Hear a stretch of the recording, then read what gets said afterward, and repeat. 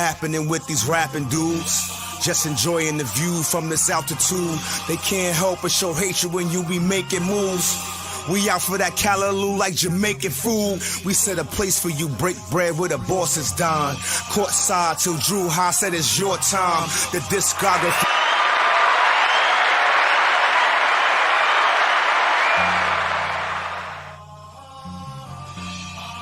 Yeah, we made it.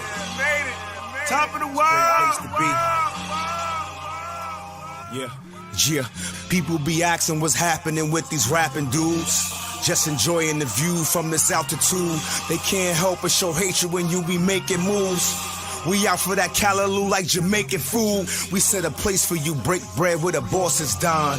Courtside till Drew High said it's your time. The discography read like an anthology. The education of Smith and Wesson. It's not a comedy. No. Ain't no apologies, fabrication of fallacies. Nope. Follow the protocol, dedication of policy. Yep. Now some lords owning properties. Even a homeless man know his currency over poverty. Right. But they jealous of the camaraderie. We had to downsize. Quality over quantity. Enter the stage, billboard pages acknowledge we. Look up. See us in the stars like astrology. Raise the voices up a couple decibels. Thank you, sang, let it ring through the vegetables. Don't they sound so heavenly? I say it like a G, I miss my brother P. Influential, temperamental. I'm setting the tempo straight from the intro. Now everybody sure he is authentic. And don't nobody care about the music business, except the culture vultures and the soul snatchers. Hard doing business with your cracker ass crackers. Stop geeking, y'all niggas dope fiends. Fucking with that Molly and promethazine. That shit'll end your life quicker than any type of liquor. Taking out your liver. The guard is swifter than a scammer with a scanner. Blam you with the hammer. Ladies, pardon my manners. But when it's all type of bitches saying you the man, it get hard to keep your dick in your pants. I ain't hateful, no, I'm grateful. Yeah, I fucked up, I made mistakes too. That's why when you find a true one, it's only right that you make her an honest woman and make a wife. And by no means, I ain't better than anybody. I just know how shit go down in clubs and after parties. When the loud is lit and the bottles popping, and it be mostly niggas doing the dick riding. It's time we call a spade a spade. Real recognize real, y'all looking hella lame. Hard hitting, dawn living, God given. No harm, affliction upon women and children. It was written what I'm spitting, only kings be sitting. Play your position, higher help stay in the kitchen. Crown on the wrist, pound or a fifth. I'm just shooting you what you consider it a gift. So everything that comes to birth owes something to the giver. You owe to your father honor. You owe to your mother honor. But to God, you owe your all.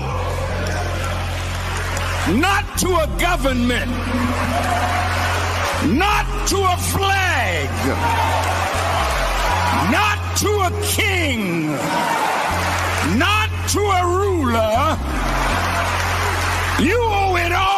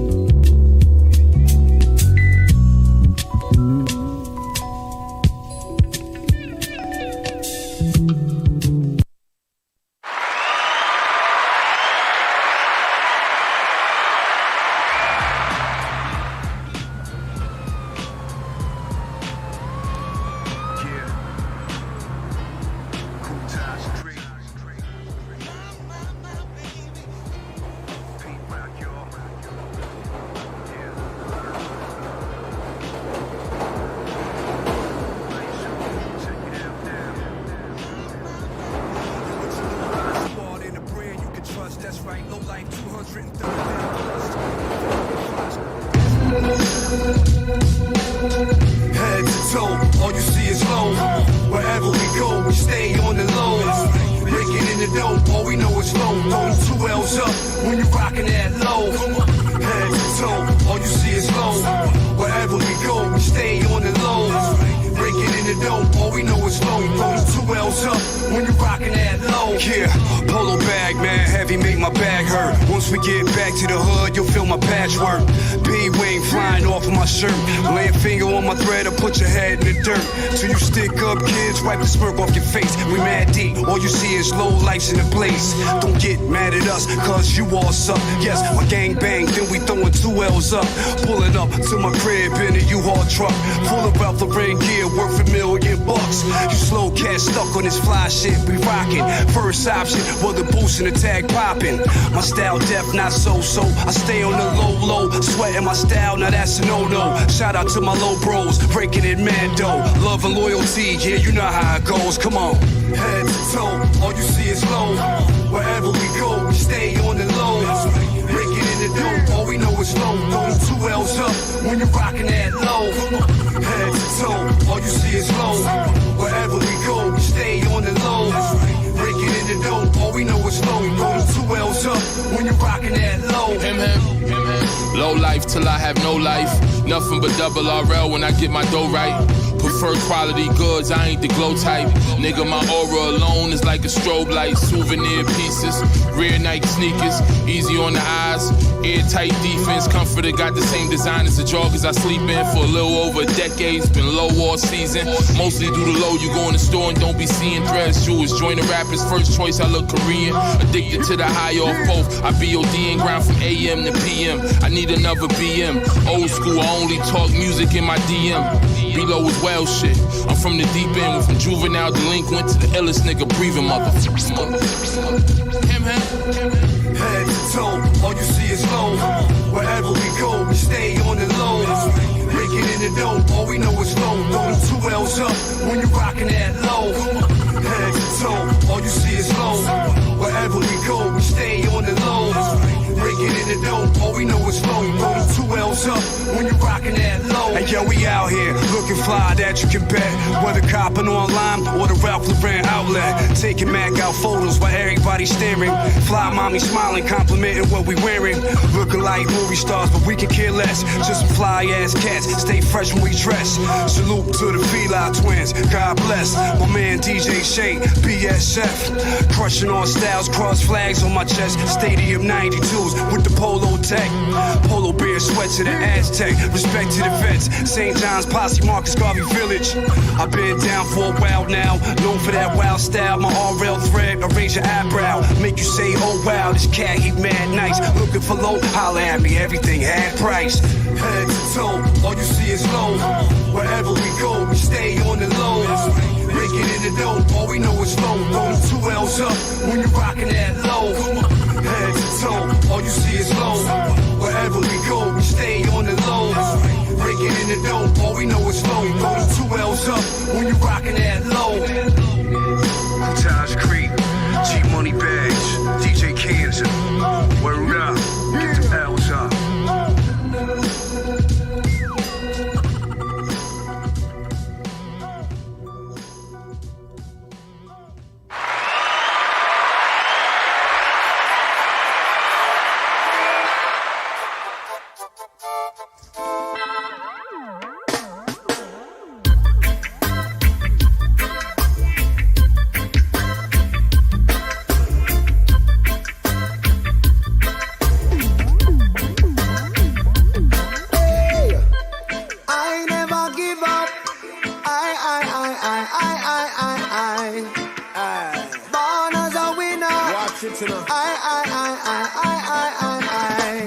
Never did I give up in a love with trust.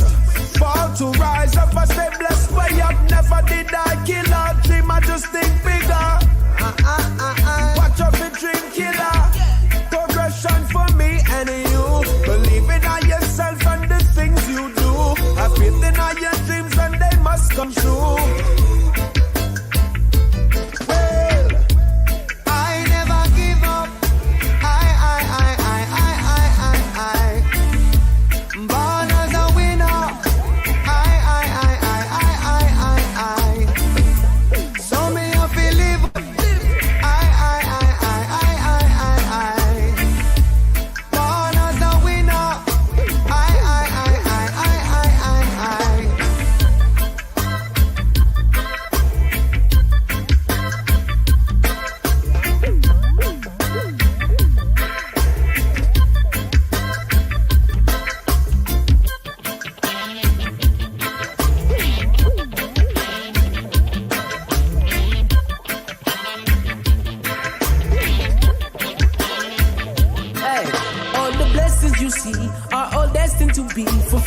own prophecies. Know your identity, the truth that you see. This world was made for the meek. What you plant, you will reap, and your soul you can keep. Get to know yourself when your back is on the wall. He did not go fall while the righteous stand tall. Everyone is weak until they figure out they're strong. In these times, be you and stay true to who you are. So we never give up. Born as a winner. Yes, me have to live up. Born as a winner.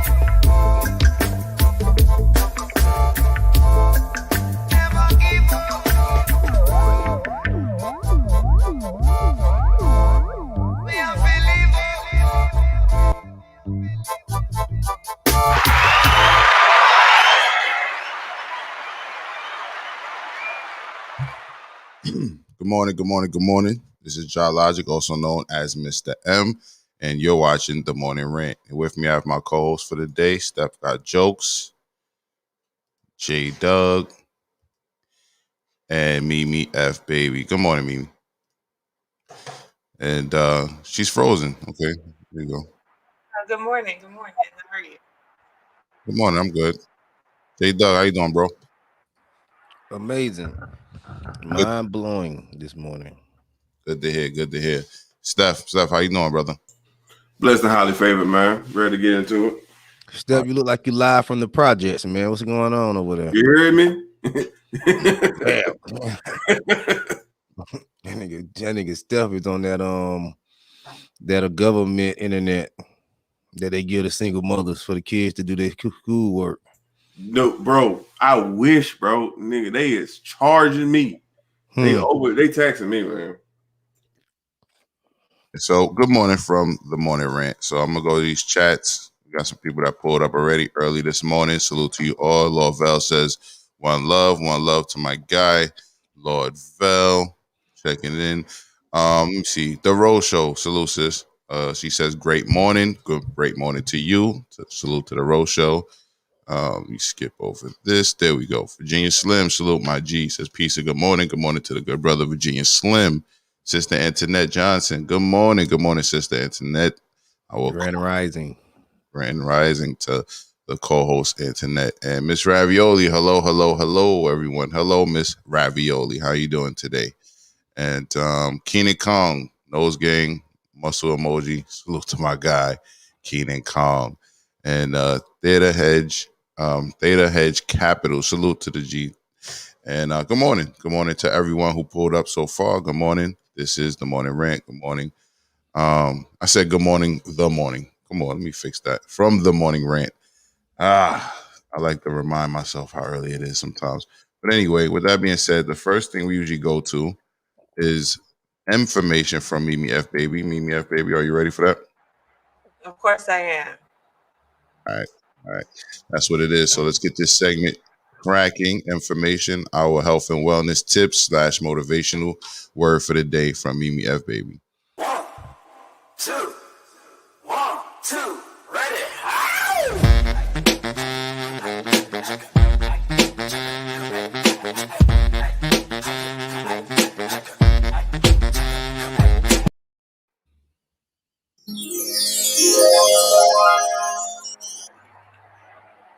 Good morning, everyone. You already know what time it is. Mimi F Baby with your information, because when you stay ready, you don't have to get ready. And here at the Ranters Union, we will always be ready. Okay.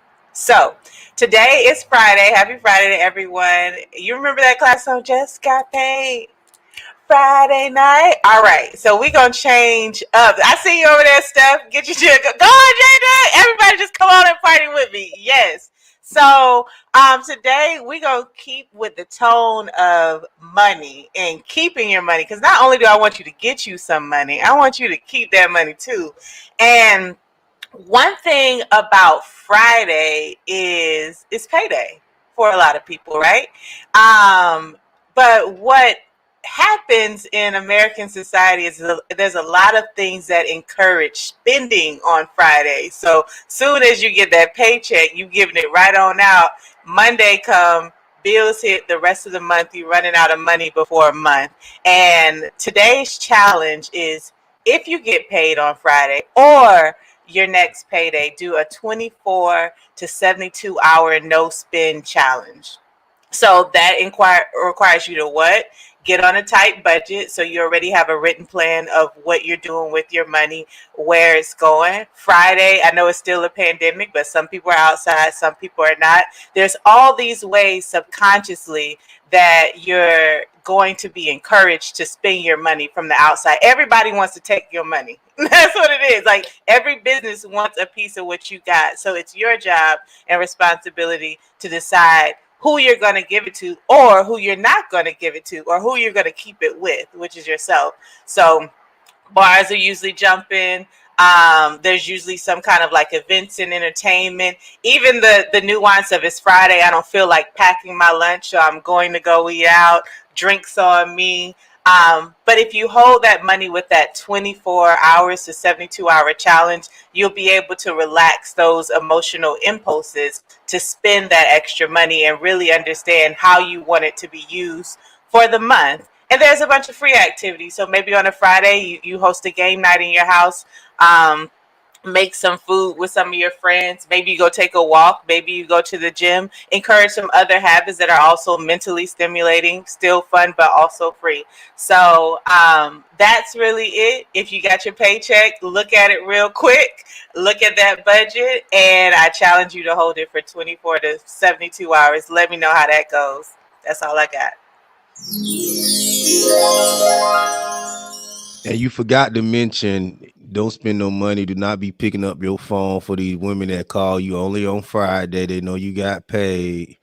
You fellas avoid those women too. All right. That's right. Hey, you got a $40 real quick. Yes. Don't do that. Only mess with the free pussy hoes on Friday, okay? You probably not gonna get a whole bunch of those calls right now because the stimmy just hit. Ooh. However, that is good advice to take on into your future. And also, I like to say this, bro. When you come somewhere and you want a product, like we go sometimes as black people, like we feel like we go into a store and we feel like we have to spend money, like because the stereotype that we just come in to steal, and if we walk out with and then pay for nothing, people think we steal. Man, hey, I don't give a fuck about that stereotype, bro. You seen something you ain't like, don't force yourself to buy nothing. Walk out of there, man. Yeah, if you really want it 24 hours later, you'll still be thinking about it and then go back and you've already, you reset your mind. So I think even holding it, and you brought a good point with the stimulus. Also, J-Doug, stay away from them hoes. Be aware of people who ride with you in the limo but won't ride with you on the bus, okay? But back to it, just anytime you get a sum of money, that 24 to 74 hour hold rule will help you make some better decisions and keep it in your pocket. That's dope. I like that. So that's information with Mimi F Baby. Virginia Slim says today the F is for frugal. And I like that too. And Theta says, Hedge Capital says, stay home and watch the Ranters Union. Good point. Good point. Especially on a Friday night when you can watch, she mentioned a game night, you can watch Trash Bars hosted by StepGotJokes. You know what I mean? A game where you have to pick who said the trash bars for the most amount of points. And there's every other question is about black culture. There you go. And Eki says, happy Friday, beautiful people. Good morning, sister. Happy Friday to you, Queen. And salute to all the girls over there, the women over there at yourqueens.org. Don Philly says, top of the morning to my G. Don Philly, salute. Let me see. Aki Betha says, please say the baby. And Ahmad's algorithm, salute to my born day twin, says what's good. Salute to you, my G. Keenan Kong got his popcorn ready for Fridays. And we'll try not to disappoint. You know, I wanted to make today half a fuck shit Friday, half a Black Friday. You know what I'm saying? We'll see if Mohammed X Shakur pulls up, but there's some topics that we left on the table that we have to get to, and some of them are blackity black. Next is the COVID update with yours truly. Like he says, blessings. Thank you, sister. Blessings to you. Next is the COVID update with myself, Mr. M. You know what I'm saying? Let me go ahead and pull my intro up. You know what I'm saying? Let's get that.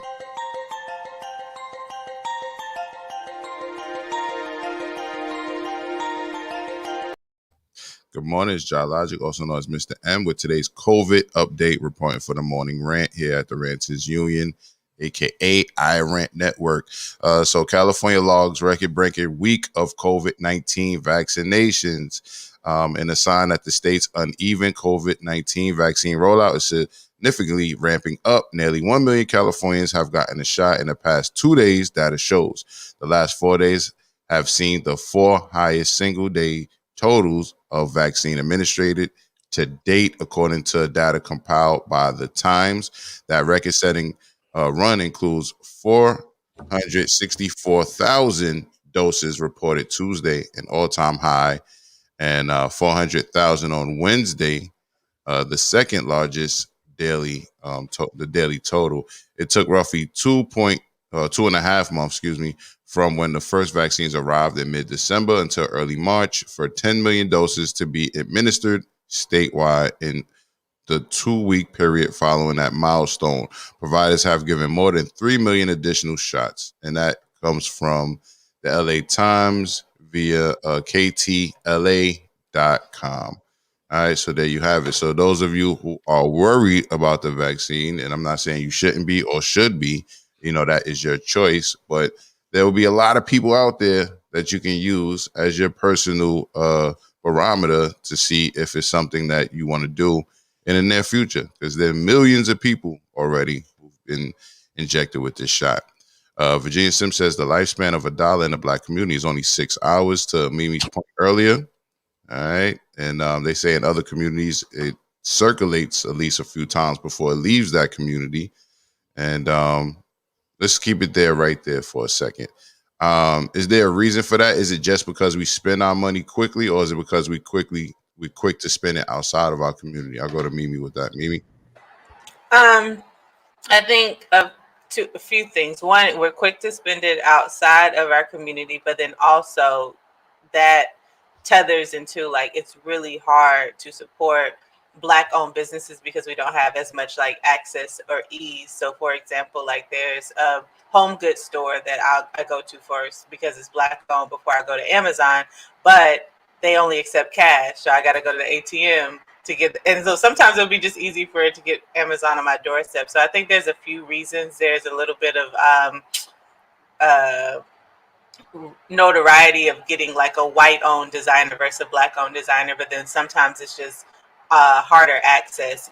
Killer Mike has a really good series on Netflix, and he talks about like only spending his dollar with Black owned businesses for like, I think it was like a week, and the struggle of even trying to like find certain Black owned businesses to use for certain things that he needed to patron. I'm talking about what was it called? Help me out, y'all. What was that show from Trigger Warning? Trigger Warning. Did anybody peep that was a mockumentary though? Yeah. Mm-hmm. Oh. How long did it take you to peep it was a mockumentary, Steph? Actually, I wouldn't say a mockumentary. I didn't think it was a mockumentary. I thought it was more like a reality show. But I guess it's a mockumentary. That's just a mockumentary. Like to be a mockumentary, it doesn't have to be funny. You know what I mean? It just has to be fictional. So yeah, granted, he was playing himself, but those weren't the legit Crips to give him the rights to Crip soda, Crip pop, or whatever he was making. And it was a lot of good points made in it. The subtext was dope, right? So real quick before I go off on a tangent about how it was a mockumentary, so just to go to Mimi's point, there was a lot of great points. But that nigga for sure didn't go that week without spending money with Black owned businesses, you know what I mean? Because he was, what was he traveling by foot and all this crazy shit to the tour? all this crazy shit in the effort to only spin black and all that. And a couple things, other things that gave it away. He was trying to recreate something that the RNA, the Republic of New Africa, created, which is making a certain amount of states called New Africa. And then remember he created that fake New Africa with all those weirdos and all that. Like that was for sure a mockumentary. But it was based on real things that happened that he included in his script. So RNA was a real organization that did try to create a new Africa here in the States or whatever. But it took me a few episodes to answer my own question. It took me a few episodes to be like, oh, this shit is fake. This nigga, they scripted this shit. You know what I mean? But it was entertaining. You know what I mean? Ty Bryce says they're not reporting the deaths after the shot. Well, with those millions of people who are getting the shot, a lot of them you're going to know personally. So me personally, I want to interview the people I know that got the shot, but I'm giving them some time for any effects to, you know, not that I'm wishing effects on them, creator forbid, but I'm giving it time to make sure that we're not just hearing the direct after, you know, oh, it's cool, I'm cool, my arm hurt a little bit, I'm cool. Like, nah, I'm going to give it some time, then I'm going to interview them. And so they can give us their honest feedback on what the shot is done. Mr. Ravioli says, Virginia Slim in the ATL, the lifespan of $1 is 3 minutes. As soon as the money hits, AT aliens are requesting a ride share and or food deliveries. So, Mr. Ravioli, where did you get the 3 minutes from? Where did you get the 3 minutes from? Sounds right to me. Sounds right. All right. Sticking up for his boo early in the Friday morning. Virginia Sim says, Steph shirt stands for niggas ain't saving anything. All right. See that shirt? Oh, NSA. Yeah. NASA. No, NASA, fool. Oh, NASA, NSA, whatever. I love how y'all got into the finance. If there's anything specific, and Elijah, you don't have to read them when they come, but if there's anything specific y'all want to learn about in the information, just like throw it in the chat and I'll do some research real quick. But it'll be fun next week. Data says negatistics. Facts. He was early with the negatistic 3 minutes. He also says black people typically go to a black barbershop, go to black barbershops. That's true. The barbers are winning. Do the barber own the building? Okay, the barber don't own the building, then it's beyond you. It ain't doing nothing. He's still going to some white people. I mean, bro, that's gonna go to white people regardless. Hold on. I was gonna say white people be having their hand in everything, bro. It's almost impossible for them not to get anything. Yeah, but I'm gonna go ahead and challenge that concept. So if you are a black clothing designer, but you go to a white manufacturer or something like that, does that mean I'm not supporting a black-owned business when I buy that? Because that black-owned designer flipped their money. They paid a certain amount of money to create the product, and they're charging me double. You're supporting some black people, and you're supporting some white people too. I mean, who they go to is on them until they go to somebody different. You know what I'm saying? But like I said, at the end of the day, if I'm supporting them, I don't care who they get their shit from. Once they, am I buying it from them? That's cool with me. You feel me? But I hear what you're saying that somebody got to buy from them. You're supporting black business, but they're not. They say it like that. All right. That's a better way. But and the only other thing I will add to that is we can't always assume that the landlord is white, though. You know what I'm saying? Because it's not black most of the time. I don't have the numbers on that, but I understand where you're coming from. You know what I'm saying? But at the same time, I don't want to always assume it, right? Because the last place I rented my office space from, the whole building, right? You might think it was white owned. That whole building is owned by a black woman. You know what I'm saying? Right there in Brooklyn. You feel me? So it's, you know, you never know, you know what I mean? Unless you ask, you feel me? The United Ronin Network says salute to everybody with a capital L. Salute to my guy from the United Ronin Network. Salute to our brother network, and salute to my guy Ralph and all the lows out there. Earlier we played 2 L's up from Cool Taj the Great, you know what I'm saying? One of the low lives here in New York. Salute to our homies out there. And Laurel says, my homie Super Sly 75 on YouTube broke down that Killer Mike show. I love to see that. Theta Hedge Capital says, in certain cases, it's better to rent the location of your business. Home Depot does not own any of their locations. We got a little feedback going over there. I wonder what J Doug will have to say about that, but we're gonna need him to put his headphones back on first. So before we get All right, we'll bring it right back up. But Mills Lane says, good morning, Ranters in the chat. Good morning, Mills Lane. Good morning, my dude. J Doug, that comment was in reference to what you were saying. Did you have anything you want to say about that? In certain cases, it's better to rent the location of your business. Home Depot doesn't own any of their locations. What's your thoughts? Oh, your mic is off. What they got to do with anything? I'm saying you're still supporting white people. I'm not saying whether it's bad to rent or it's good to rent. I'm just saying if a black person is setting up business on white people property, I mean, it's just not black owned. It's black. It's still white people are still getting the bigger end. You basically still working for white people if you own their property. The bigger end. They getting money from just not doing anything. I mean, I definitely think there's. Hold on, one mic, Mimi. No, I was gonna say, like, yeah, you're a patron of white business to elevate your business, but that to me goes to the theory of like relationships. Like, you're still supporting a black business because, to Logic's point, like, you're able to like do. Like, business to business is a global perspective. You may be having to do business with, people over in India or China or whatever to like manufacture your product.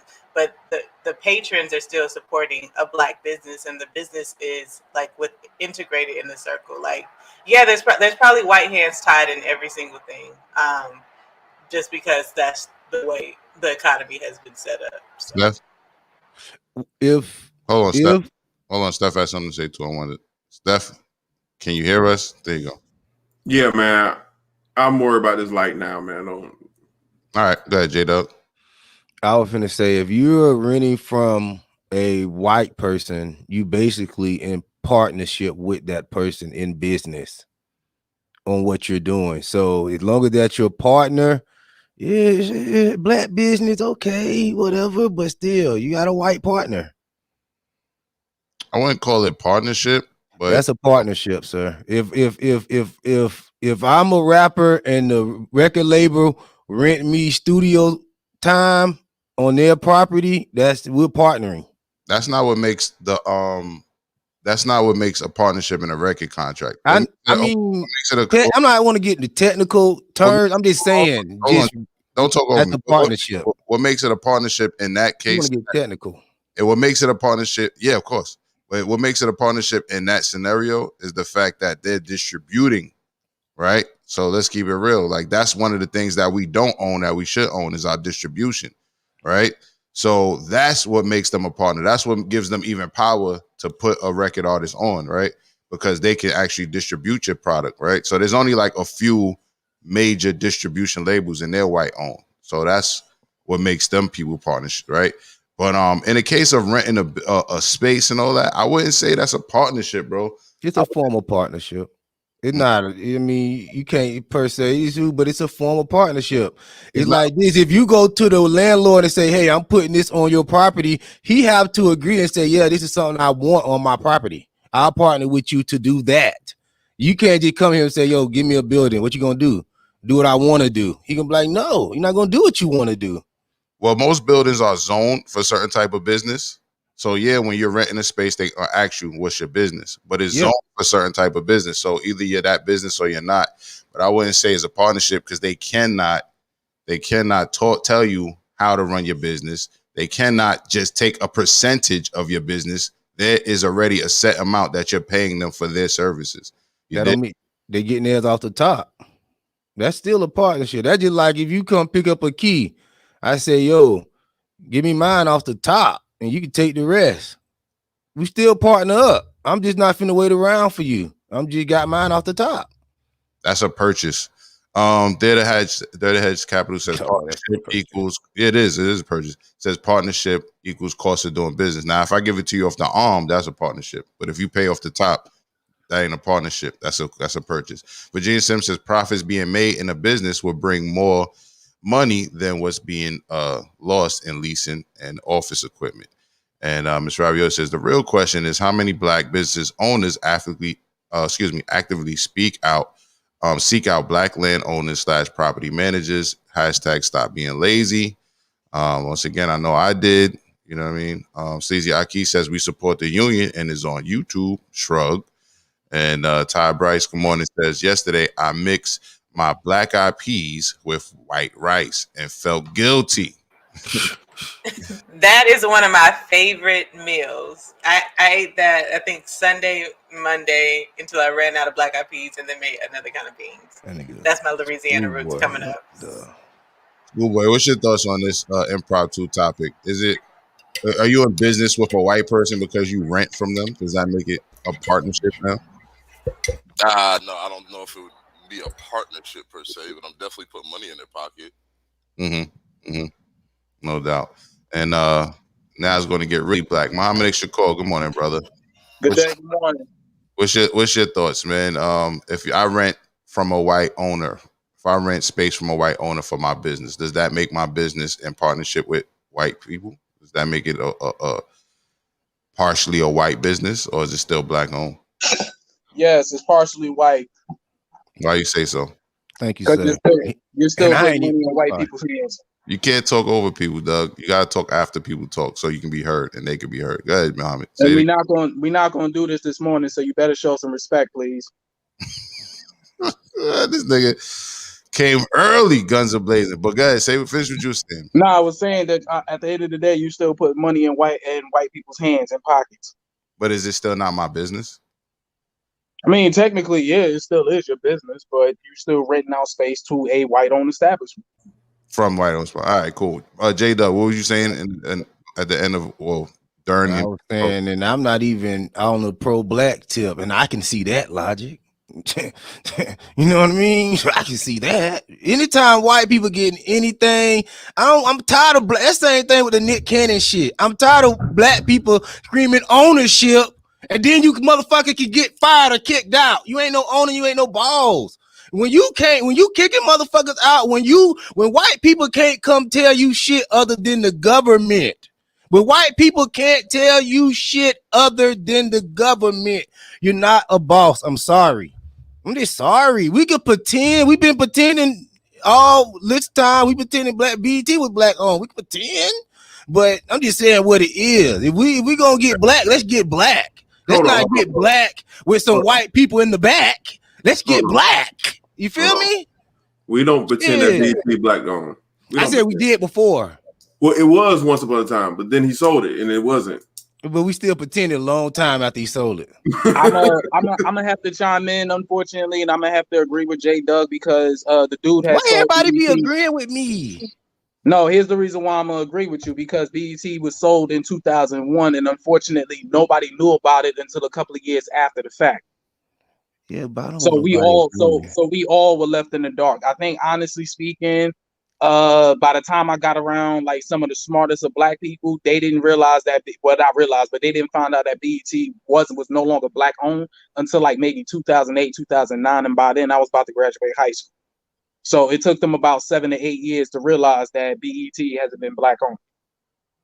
All right. I mean, I hear. Go ahead, Steph. I'm about to say, by the time you was graduating high school, BET was trash, bro. You shouldn't have been watching that bullshit. No way. 106 in Park, man. 106 in Park. Schoolboy. Well, if we're saying that that these people are partners because they control the rent, is that what we're saying? That's what Jake is saying. Yeah, and we're saying that in order for us to actually be black owned, the I don't know, man. So are you guys saying that the landowner has equity in the business because they charge rent?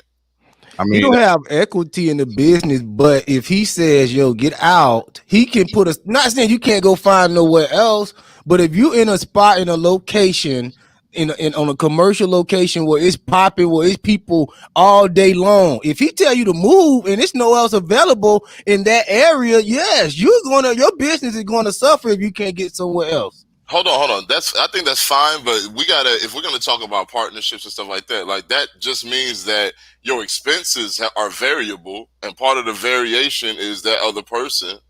But your business should still be viable, even if you're not in the same building. You know, Just like with this, y'all gonna do a contract saying that, hey, I'm gonna be here X amount of years. This is what I can guarantee you. It's not gonna be doing it your way. You're gonna be doing it his way. He's gonna tell you what he want to.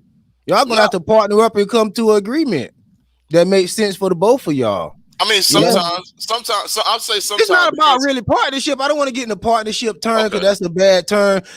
I'm just saying, I don't want it to be black if it's white people in the back. Okay, I don't want to. When it's black, I don't want white people around. Period. Because when I see white people say white, I don't see no blacks. When it's white, it's white. Oh no, You know what I mean? When it's white, the niggas are putting out the plates and the forks and the knives and stuff like that. Yeah, but when it's white people, when it's all white people ain't walking around playing like they're a boss. They already know what it is. Hey, they know who the boss are. J-Dub, can you have white employees? Yes, you can have white employees. Long as you're the boss, long as white people can't tell you anything. I'm just asking. White people can't come and say, "Well, my rent, nothing." White people, white people is a customer. That's it.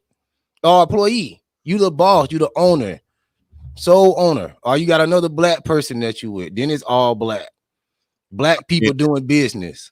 I mean, it sounds strong, but once you take out the fact that you don't want to use the word partnership no more, I guess I have no debate, because my only debate is it's not a partnership. You know what I'm saying? My business is my business.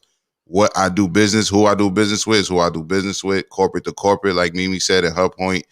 Also, my business, if I'm in tech, but all my shit is Mac computers, do that mean I'm in partnership with fucking Mac? No, because like you said, that's a purchase. You said that. There you go. That's my point. Ahmad is laughing. Lovell says people really don't own their houses. It's owned by the bank, because if you miss one payment or a couple of payments, your house is gone. I always say that. Yeah, you don't own your house in America, because if you don't pay your taxes, they taking your shit.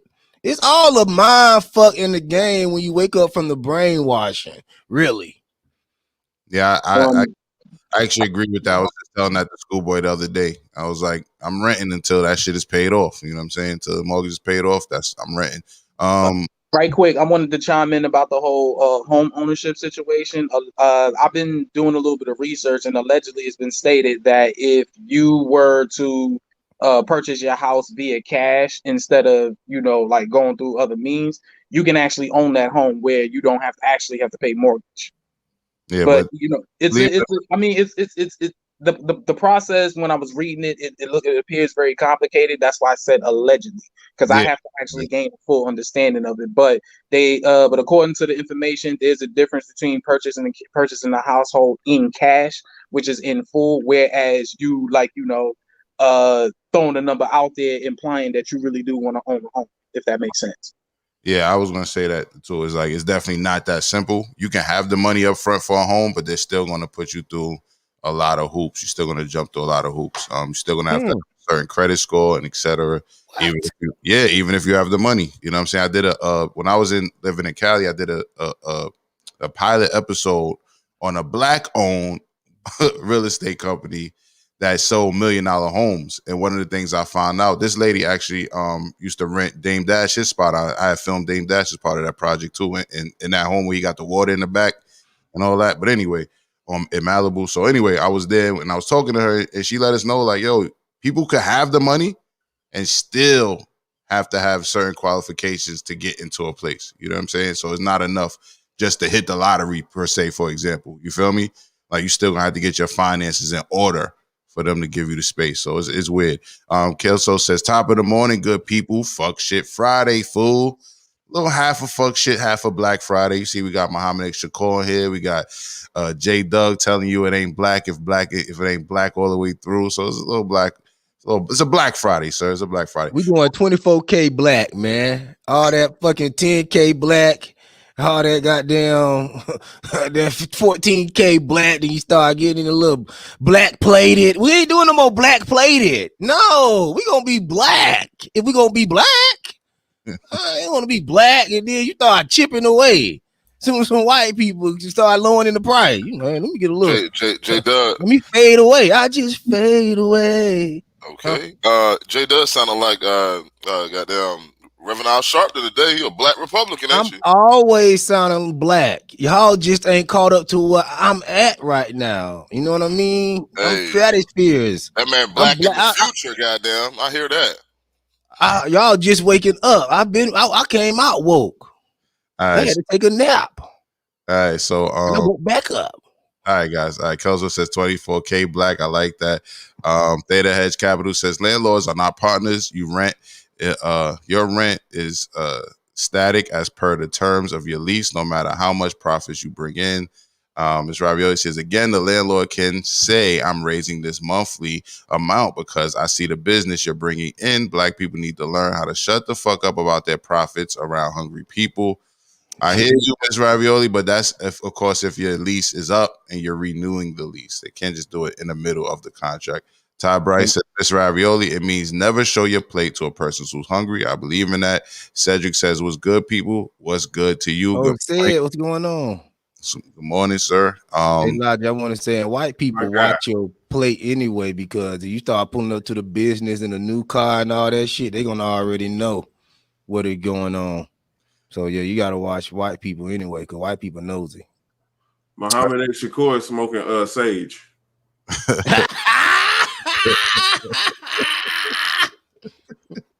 The United Road Network says, pay your house outright. Don't borrow a damn thing. Theta Hedge Capital says, laugh out loud. You purchase your home in cash. That's cool. You don't pay your taxes. Your home is gone immediately. And good point. Lovell in the League says, living in America, there's some business that is going to be done with other races. For example, when you buy certain products, you have to get a business license and etc. Yes, you have to pay taxes and all that. Kelso says you could definitely purchase a house in cash. It's a lot easier to do with foreclosure and tax liens. That's a good point, and they're cheaper. At the end of the day, you don't pay taxes. They kicking your ass out. That's true. And Mr. Ravioli says, I know people / individuals and businesses that are closing in Atlanta because the landlords are raising monthly fees, lease amounts, rent amounts. Just use a more suitable term than partnership. We understand, but those people sound like they're on a month-to-month lease for them to raise it just out of nowhere, just not for nothing. Big CC says, good morning, everyone. Good morning, Big CC. So good to see you. And Ms. Ravioli says, keep an older model car, drive to work. How do you know who's hungry? How to readily identify abuser. All right, so before we get into the blackity black, more black stuff, we're gonna get into some fuck shit. You know what I'm saying? And I'm just tired of seeing this, but I'm gonna bring it to the table. Why are we always fighting at fast food restaurants? I'm tired of this shit. I really am.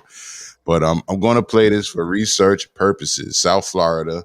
On camera, we're seeing dramatic video of an attack and robbery unfold at a Popeyes restaurant in Palm Beach County. The sheriff's office releasing this video as they try to track down the suspects. All of this began when the women inside that car got into an argument with the worker at the drive-thru, and it quickly got heated. Two of the women in the car are accused of spitting on the worker and attacking her. Then two other women got out of the car and began attacking other employees inside the restaurant. Police say one woman then reached through the drive-thru window, grabbing cash from the register, and then the car just took off. Here's a closer look at the suspects. They were driving a silver Nissan Sentra. It's not clear what the initial argument was about, but if any... No. Of course she would have on a bonnet. Why a bonnet, and why a purple bonnet at that, and then these eyelashes to the girl on the right. Black woman. Come on. Y'all know what restaurant that is? They That's say the restaurant. Popeyes. Yeah, Yo, Popeyes. that's the girl who be looking out the window with her hair undone and shit like that, with the little tear coming down her eye. You know what I'm talking about? That meme that they got with the girl with her bonnet on. Nah, but I don't know. I don't know. That's probably, it's problematic for me to say. Shout out to girls who do wear bonnets in public. It's just not my thing. Like, it is a pet peeve to see bonnets and scarves out, but that's just my thing. Oh my God. Hey, this is my thing. What is up with these? I'm gonna just say it, black women. They won't even have their hair damn done, but they'll have some damn lashes on. Why? What is with that?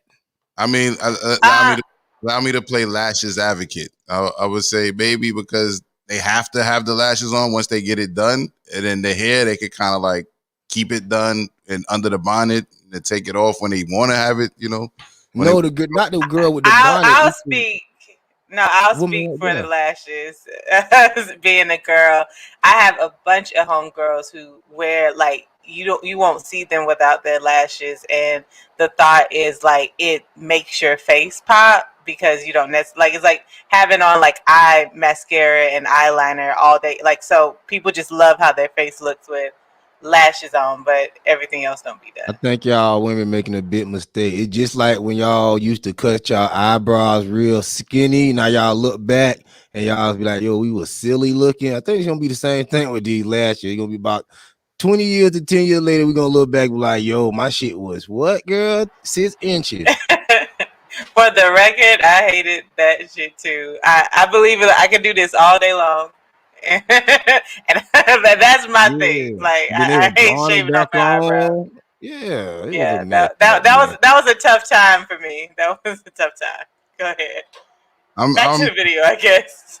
Yeah, I'm just sick of this shit, man. I'm sick of this shit. Like, we really something got to be done, man. Like, why the fuck do we allow these motherfuckers to make us look so crazy? Like this fighting at the McDonald's, the Popeyes, the fucking Burger Kings, like, yo, why? What the fuck is so serious? Well, sorry, go ahead.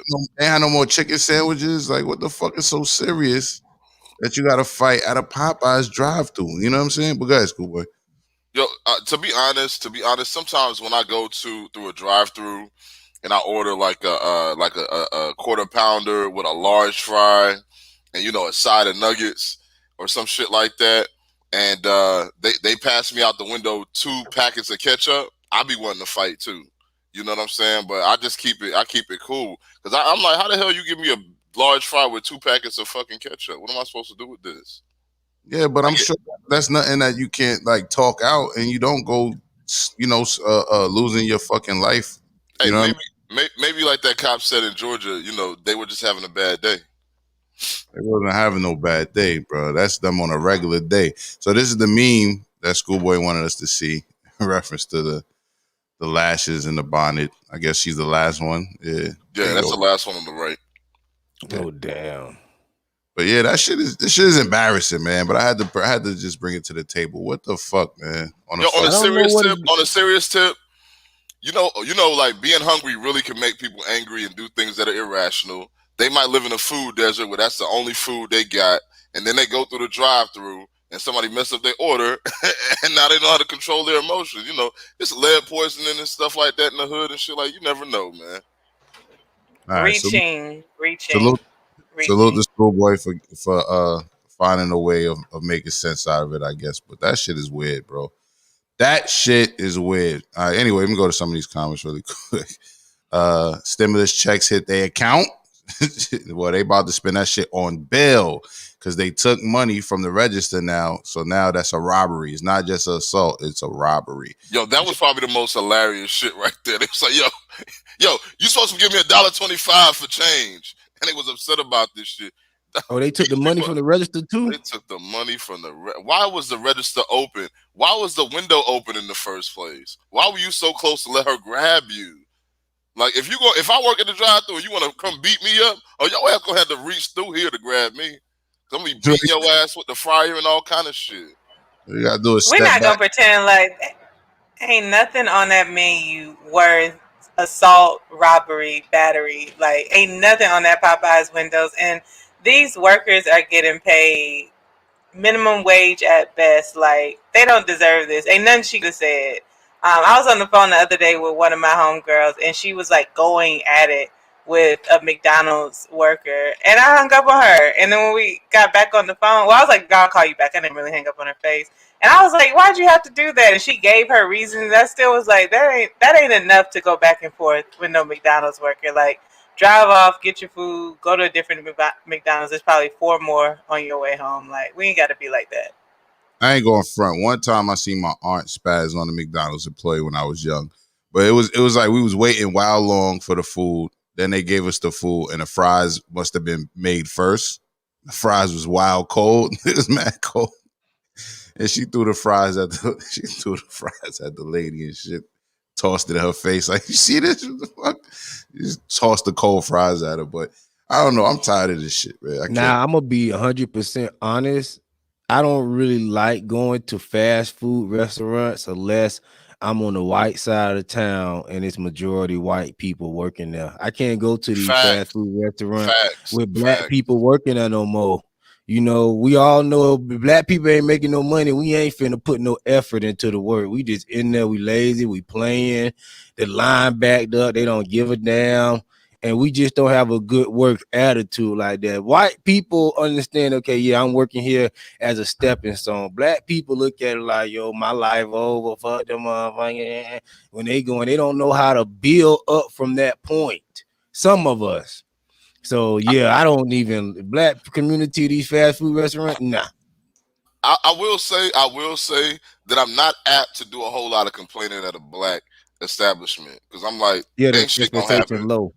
Yeah, ain't shit gonna happen if I complain about that shit. But when I be on the white side of town and they fuck my shit up, I'll be like, oh, excuse me, can I speak to the manager? I'm quick to speak to the manager at the white establishment. You got on a can I speak to the manager ass shirt today too. Like, you look like a letter writer. You definitely look like a letter writer. And they are like latitudinal stripes. I guess you thought you look long and lean with that. What is it? It's horizontal and what's the other one? This is horizontal. Vertical. Your ass is wearing a vertical striped shirt because you read in GQ that it make you look long and lean, schoolboy. You look like a letter writer. Can I speak to the manager right now? That's one of them old Usher shirts that you wore in that video. Yeah, he still got that motherfucker. Yeah, peace up. Hey, when they be at church, no, when they would be at church like this, because they see you in the back, but they in the front of the pews, and they're like, "Oh, you got two people? Come on." Yeah, he definitely looks like part of that deacon board. Listen, I can't even argue with none of that shit because all of that shit is true, bro. I can't even argue with none of it. Now you want to slow it down by saying it's true. No, it's true. It's true. Yeah. Listen. I go to this specific restaurant in this city, and when they fuck up my shit, and it's a specific person that'll be fucking up my shit. I don't wrote reviews. I don't wrote letters. I call management. I don't play that shit. I spend too much money to come up and listen. And it's a white establishment. I expect better, y'all. You know what I'm saying? Like, I expect better. And I'm getting mad now because I'm starting to see Chick-fil-A hire all these black people. I'm like, what the fuck is I'm about to say it's Chick-fil-A on the way down. You know what I mean? Chick-fil-A is always gonna be a like that training program. Trust me, that was my first job, 15 years old. Like Chick-fil-A has a standard. Like it's very rare do I leave disappointed. All right, so Kelso said cooked his ass, and Kelso also said all that grease and high fructose corn syrup makes niggas aggy. Theta Hedge Capital says she got a shower cap on. You know, Ma's laughing. Kelso said, I swear to God, I never ate the Popeye's chicken sandwich because of all the videos of motherfuckers fighting for it. Something ain't right. And I ate it twice. I admit I ate it twice, and I ate it twice just to be sure it wasn't shit. First time I ate it, I said, this ain't shit. And I said, let me give it one more chance. And it still wasn't shit. So you ain't missing out on nothing, sir. The United Rona Network says that purple bonnet. Laughing. Kelso says Aunt Jemima face. Talking about homegirl. Laurel says not the purple Jiffy poop bag. Yes. That's on. The United Rona Network says homegirl got paintbrushes. Talking about her eyelashes. Steph, what's good, bro? Says just woke up dying. Lashes advocate. Yeah, I try to play lashes advocate. It didn't work. Laurel says this is why I don't eat fast food. It clearly kills brain cells or makes you go crazy. Everything in moderation. I eat it rare, but I don't act like I never ate it or didn't eat it when I was younger. So every now and then, you know what I mean, I might, like I said, I got the Popeye's chicken sandwich because I do eat chicken occasionally. So to try it out. But I feel you though. At the end of the day, I try more times not to eat fast food in the first place. Virginia Sim says, yeah, I agree. Kelso, there's some crazy chemicals in that bird. And talking about the sandwich, go ahead. Yeah, it's funny y'all are making jokes about this. Maybe I'll do this for some information.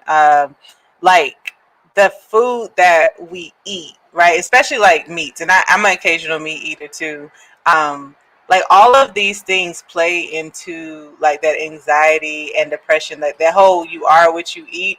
Like, think about like an animal that got killed inhumane at Popeyes because they're part of like a global problem, right? Like they're killed with that anxiety, that stress, like the torture, all the ways that they're doing that. Energy's never destroyed, so it's transferred. It's in our bodies. It cycles. You look at the black neighborhoods where it's harder to find healthy food. Like the shit makes sense. I know y'all making jokes, but like it's so true. There's so much truth in these jokes. Solid. Theta Hedge, That's definitely one way to look at it.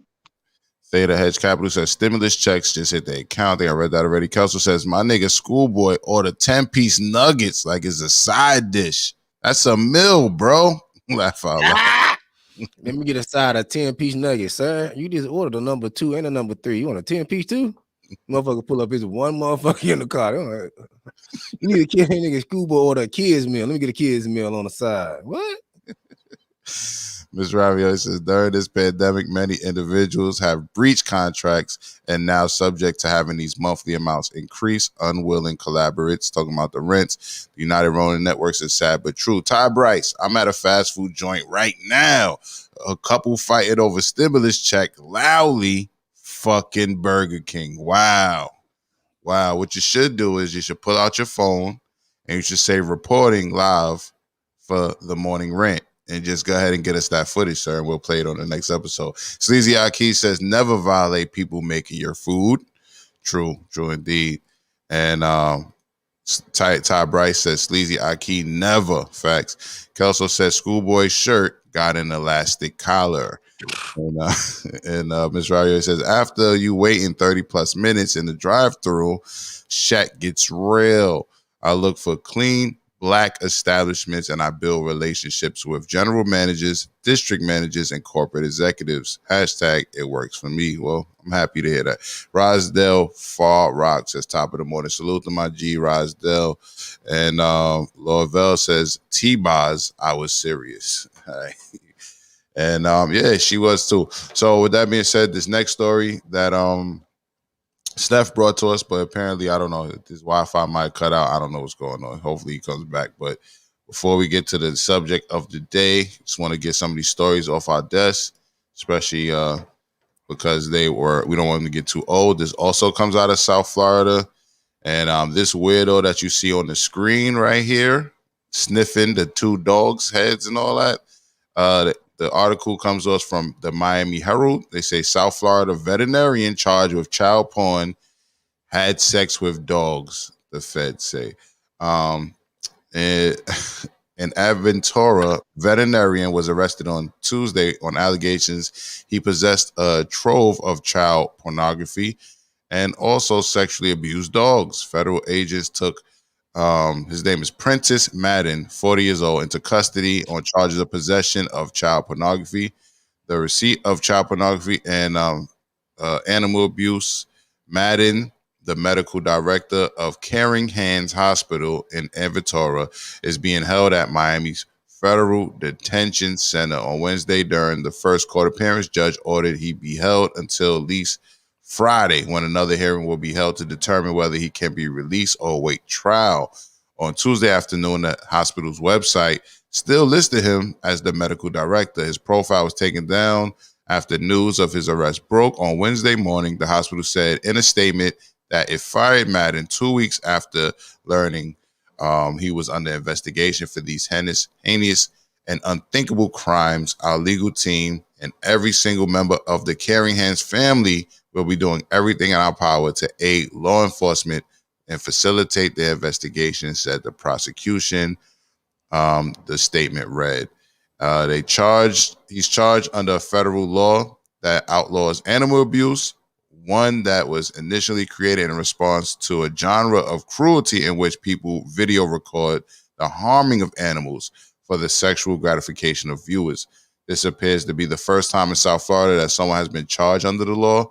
The Preventing Animal Cruelty and Torture Act, signing into law by President Donald Trump in 2019, makes the production of torture videos punishable by up to 7 years in prison. According to the criminal complaint unsealed on Wednesday, the investigation began when authorities received a cyber tip from Dropbox, the file sharing website that users had received over 1,600 files of suspected child pornography. Agents traced the files to Madden's home. Agents from the U.S. Homeland Security Investigations raided his home on February 24th, seizing phones and a computer. According to the complaint, agents found private social media chats with other users in which Madden is believed to have discussed the sexual abuse of animals and children. Sick, nasty business. And this picture right here says it all. Nasty business. Anybody have anything to say about this before we move on? This shit is kind of crazy. I'll start in order. Mimi? Yeah, bestiality that's just a rough one for me. I don't understand the psyche behind it. So yeah, that's rough. What about the I'm child? sorry these happen to these. Oh yeah, the child. I mean, that's a given. Like that's gross too. Yeah, I feel sorry for the children and the animals involved, and yeah, I always, and this isn't to cape for him, but I always like think like people who are wired this way. Like, what is it like? How does this click as something attractive to do? So yeah, but I'm sorry for all the kids and puppies and animals involved. J Doug, South Florida man, sniffing puppies and fucking puppies. Yeah, just a weirdo, man. You know, the child porn. You know, that's just like some stuff we wouldn't have to worry about if it weren't for the internet. Unfortunately, we do have the internet now, so now people doing all type of weird stuff and they bringing out all types of evil. Hey, man, this guy, I hope he get what he deserves. 40 years old, you know. It's just some people. Who can you trust these days? Just people out there doing some weird things. So, you know. I hear you. Mohammed Shakur. Any words? None? That's cool. Schoolboy? When I see stuff like this, the first thing, I don't know why, but the first thing that comes to my head is like, remember in The Color Purple where Oprah was like, was it Oprah? Or somebody was like, did you ever try to beat him? Like, I just be wanting to hit niggas. Like, it really makes me angry that people are doing shit like this. And the other thing is, I feel like people around them are enabling them. And that's the other thing that makes it really more irritating for me. Because it's like somebody in his life knew he was a weirdo. I feel in a major fucking way. That's a good point. That's a really good point, because that's exactly where I was going to go with it. I was like, in my mind, I'm like, whoever took this picture needs to be on the investigation too, if you ask me. Because whoever took this picture, you know, like, look at his face right now. Look at this nigga's face. I mean, he don't look that's not fair. That looks like a professional. Like, he's a veterinarian. Yeah. Like, if I didn't know that he was into bestiality, like, and I just saw that on a vet website, I wouldn't be like, this guy is, you know, having sex with these puppies. No, he looks too thrilled to be sniffing on the puppies' heads. To me, it looks weird. It looks weird to me. Looks weird. J Doug, you don't see it? It looked weird up under the title. I mean, if like she said, if it was like a regular, like a kid-friendly little veterinarian, if it was up under the right context, it wouldn't look weird. But yeah, it looked weird up under porn and all that. Nah, yeah. This nigga look like he looking at the person in the camera like, we're gonna fuck these dogs when we get up out of here. Like, he look like the person that's down with the fucking, they down with the shit. Well, you can see through the soul through the eyes. So yeah, he do look a little creepy, like he got some creep at him. You know what I mean? If you look in his eye, look like, oh yeah, you on that creep ass shit. Look creepy, man. Look creepy. All right, so let's go to some of these comments. Maz Agavilla says, fucking weirdo, man. They need death penalty for pedos. And I don't disagree with you there. Snuggle says, why is his face being shown? Would they do that if it was anyone else? Well, if he was white, I don't know. They show white people's faces, but they don't talk about their race sometimes, you know what I'm saying, or whatever. But I mean, I got an example right now of some white person that's in the news for some shit, but we're gonna get to them next. But I don't know. I don't work at that publication. Kelso says he's a male vet. He's technically weird for that alone. Let me see. United Road Network says I was also thinking that at Kelso. Internet says this looks like some dark web shit. Kelso says niggas wonder why they pit bulls come back from the vet acting sweet as hell. Shaking. And Lovell says this is one of those pansexual weirdos. Ty Bryce says, damn, that's a nasty bastard. Yeah, to say the least. Miss Ravioli says, current, go to healthy spots, fresh to order, Panera. Okay, she's giving you she's doing a shameless plug for, I guess, places that she thinks are healthy. Internet, I read that. Kelso said, imagine someone hacking his computer and planting all that evidence on his hard drive. The game gets spooky like that.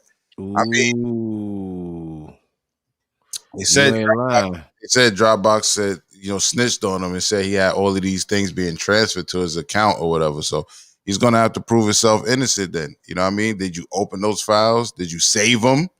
You know what I'm saying? I don't know. You know what I mean? That's crazy. Somebody could set you up like that.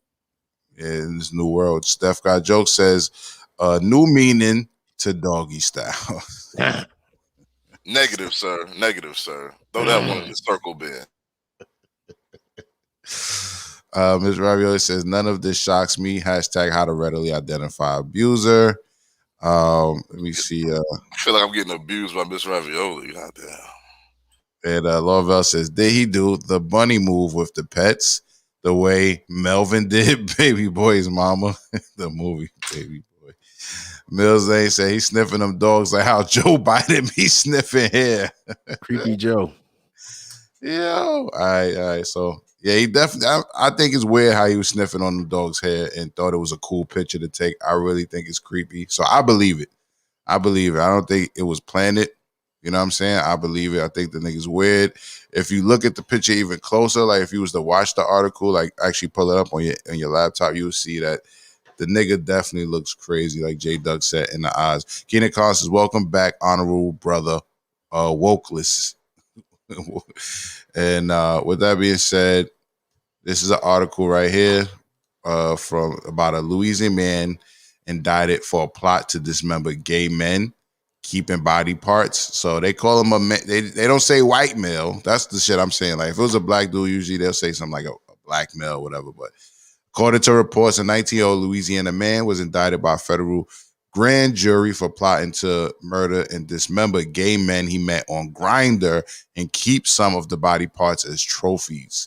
Chance Sanicia is charged with kidnapping two men he met on Grindr over the course of 2 days in June 2020. Authorities charged him on 6 counts, including hate crime, kidnapping, firearm, and obstruction charges. The arrest reports said he attempted to murder one of the men on the basis of his homosexuality and intended to dismember and keep parts of the victims' bodies as trophies, mementos, and food.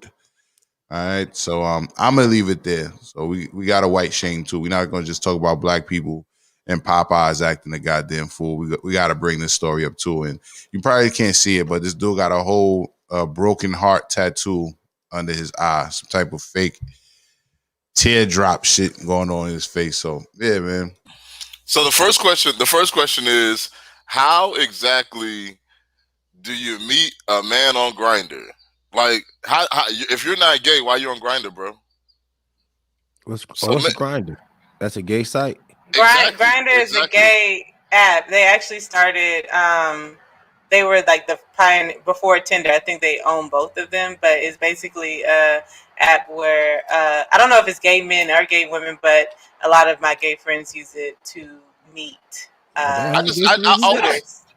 always hear Grindr. Like I said, I have all kind of friends.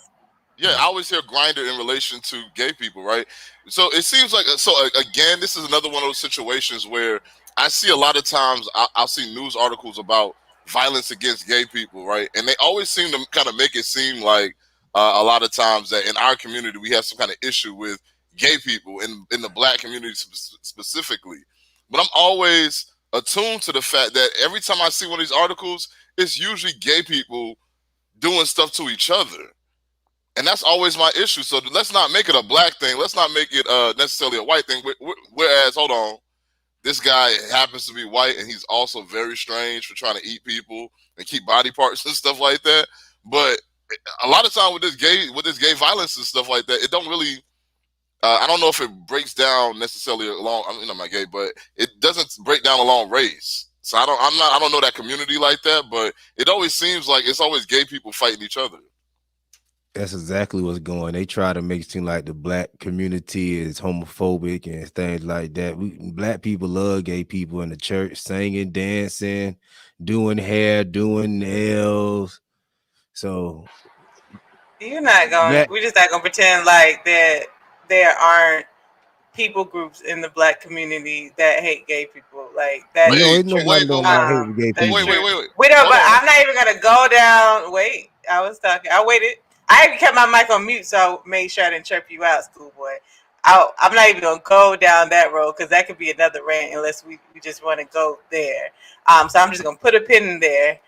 What I will say back to this specific story is to your questions around like Grindr. There have been instances where like if you hate a certain people group, then you're gonna go where they are to like get like there's plenty of mass murders or like what do they call them? Like serial killers, like these type of stories where they're like, or even like white supremacists is like, I hate black people, so I'm going to go to a place where there's black people to kill as many as I can.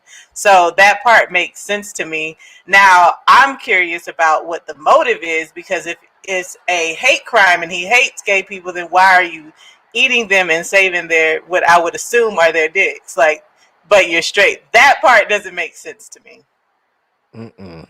Oh no, honey. That's how you know. That's how you know that a lot of these white people back in the day were lynching black people. They were just like gay. That's really what it came down to. Is that there was a whole lot of homoeroticism going on.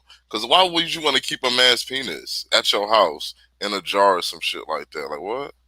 Who does that? Oh, that's nasty. I can imagine you coming over to somebody's house. They got that shit on the shelf like a trophy. My God, that's a big one, Phil.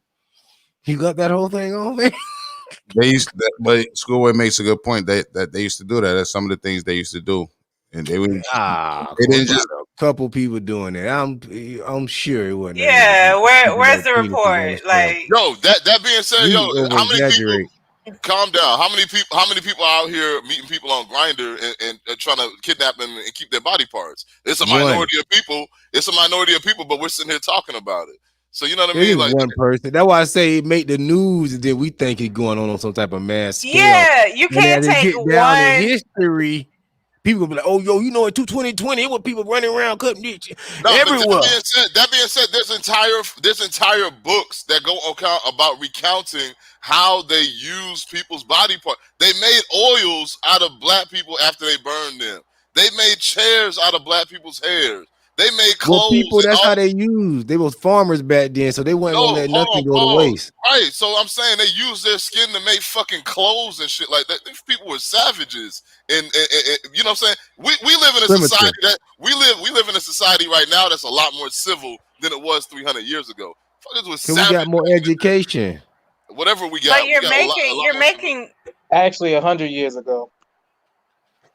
You're making multiple points, Schoolboy. The first point you made was white people back in the day was killing black people because they were trying to hide the fact that they're gay. Now you're talking about this. The point that J. Doug and I align on, so let's highlight that because that happens like eclipses rarely, is that you can't say you just read this one article and said a lot of people do it. No, like we read one article about one man who does one thing, and now you're making it factual for like a people group, and we don't know that. So I'm going to go back to my original point and say, you said that white people did find one article and send it that white people were hiding their homosexuality and killing black people. I'm not saying you're right or wrong. And why you do that, Mohammed, you look just peeved, and so I'm just curious to see what's going on in your brain over there. All right, really quick before we go to Mohammed. Doesn't matter. Let's move on. Really quick, are you in doubt that they used to cut black men's penises off during slavery and after that? No, there are actual numerous accounts. Not you, Mohammed. I was talking to them. Okay. You said, where is the proof of that? That's what I was saying. Is that I don't doubt that it happened. I just say it probably wasn't on a scale to where it should be like, boy, back in the day you had to watch your dick. No, I feel like that happened. probably a few times, probably more than we probably want to think about, but I don't think people was in fear of getting their thing cut off back then. No, I disagree with J Doug there. What happened just now, and we kind of talked about this yesterday, Logic, was we put multiple points together and then say, like, this is the fact. And so the point that Schoolboy just made is they was cutting dicks off back in the day because they were homosexual. Like, and they were trying to hide it, so they went against black men. I'm not saying he's right or wrong. I'm like, how did you link all those things together? Where's a book that you read or a study or whatever that said those things? But they did terrible things to black men, including dismembering them. There's so much proof in stories. Well, it was definitely a lot of gay slave owners that's documented right now. Probably more gay than straight back then. Because if you watch Reading the Sheet, he be pulling up all them gay slave owners that were just like gay back then, and they were doing stuff like that. But like I say, it was true. It was true. It wasn't millions of dick in a jar. One of the things that get frustrating is that, you bring facts to somebody that they don't know anything about, and then they try to debase or devalue the facts because they don't know much about it. And that's unfortunate, but y'all not going to do that shit to me this morning. So long story short, this shit happened. Whether or not you've read the book or have knowledge of it doesn't change those facts. I think one thing he was saying, though, and I don't want to speak for him, is that for you to be a slave owner, to cut a black man's penis off, to cut an African's penis off, you must be gay. I think that's what he's saying. Like, jealous of, why would you even be looking at it? You know what I'm saying? Why would you even be looking at it? Why would you even be like, oh, let me? Because that's your property. It's like when you buy a car, you looking under the hood, you looking everywhere. So it could be a power stance. So, like, putting those things together, if I cut a man's dick off, that makes me gay. Why? Because I touched his dick? Because I did it? Like, no, like, Schoolboy, you still, all I said was cite one book you read. Like, and you ain't gonna do that shit to me because you're not even proving your point by saying, I just know this because I'm knowledgeable of, black history. Like, that's not good enough to make an assumption that someone is gay. It's not good enough because you don't know. It's not good enough. It's not good enough. It's not good enough for you. But if this was fucking Anderson, goddamn silver hair dude, it wouldn't be no fucking issue. It's just I would ask him to. I would ask him to cite his sources. Okay, that's fair. I'm just gonna say, like I said before, that these are documented facts. I don't have the actual names of the books, the actual page numbers, etc. But it's not something that's so far from reality that it's going to be hard for people to find the facts on the subject. That nigga Schoolboy got the gay encyclopedia. Dr. Frances Cress Welsing spoke on this, especially in her book, The ISIS Papers. You can start there. Thank you, Mohammed. Thank you. So with that being said, the roast that Schoolboy said, not this morning.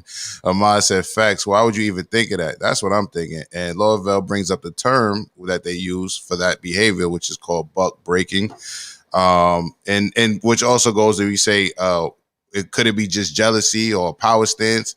There's also a power stance when men rape other men in prison, or when men, right? But does that mean that they're straight? We talked about this before. Like, no, you're gay. If you did it for power, you're still gay. You still got your dick erect to fuck that man, right? So, but go ahead, Mohammed. Oh no, I was just essentially saying that regardless of whether people trying to spin power on the situation or not, the fact of the matter is you thought it was cool to engage in a sexual act with another man, forcible sexual act, and in the case of dismembering the body, like you specifically chose the penis of all body parts. Right. That does not make sense. Right. Dismember and a sexual act, those are two different things, unless you're into something that I'm not into, or there's a fetish out there that I don't know about. I don't disagree with what you're saying, but again, you're taking the penis of all body parts. That doesn't make any sense. Just because they touch the penis and make it a sexual act? No, it's not even about making it a sexual act. The fact of the matter is you're not you, but white people were snatching off men's penises, even during the lynching times. The question is, why are you snatching the penis of all things? I really want to know that.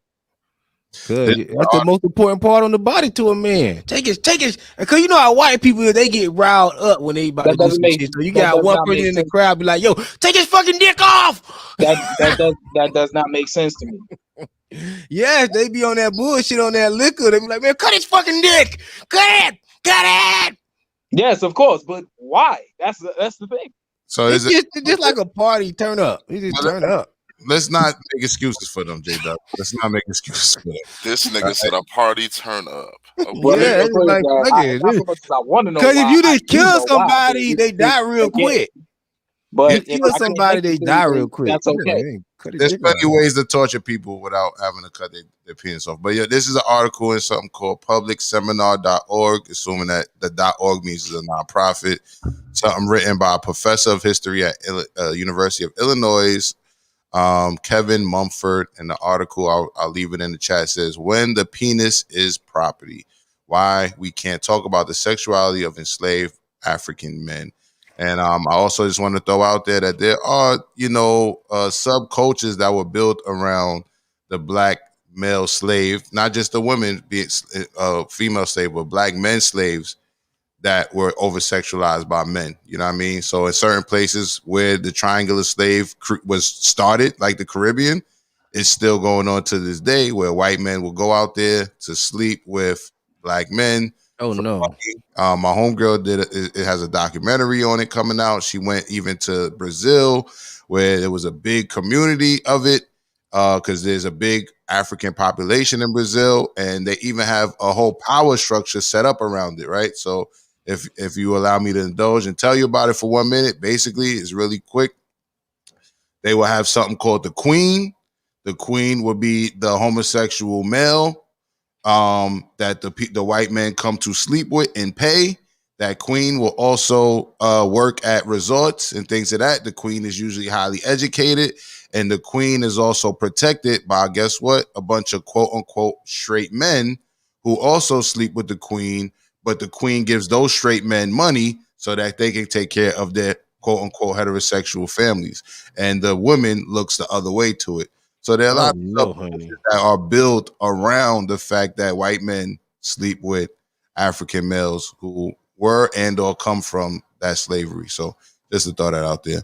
And then, of course, in the Caribbean and Jamaica and all that, they got what they call renter dread. Renter dread. You know what I mean? It's not just old white women renting dreads. There are old white men and white men in general that will go out there and rent dreads too. All right. So you got Africans over there volunteering to do some gay crap, right? So I feel like you was some African came over here on that gay type of time too. With the enslaved master was on that gay type of time. Well, the slave master didn't see if you was gay first before he raped you. He just raped you. He didn't ask you if it was your preference to be raped. No, he knew who was around there switching. He knew. All right, can we move on? Thank you. Yeah, thanks, Logic, for that. All I wanted to know was I don't mind being schooled, so thank you for dropping that. That makes sense. Thank you. Yeah. So, and once again, Lorvell says call buck breaking. That's some history I didn't need. But don't make up history neither and act like it was a romantic thing. Motherfuckers was getting raped, bro. Oh no! Come on now, it wasn't. Come on, Logic. Ms. Ravier says, I stand on the truth that Bojangles is another term for testicles. Look up Bojangles on printers and you'll find testicles, trinkets. Schoolboy is correct. Mimi, did you attend an HBCU study blackness? Yes, I did attend the HBCU, and I would love for you to also start studying blackness, citing your sources outside of telling us you're from Spelman. Amen. And Mills Lane said, wasn't George Washington Carver castrated? Right? If there's recordings of his voice and he sounds like Michael Jackson, like high pitch and all that good stuff. Who? Washington Carver? Oh, he was castrated? Oh, yeah, he was castrated. Cut his little peanuts off.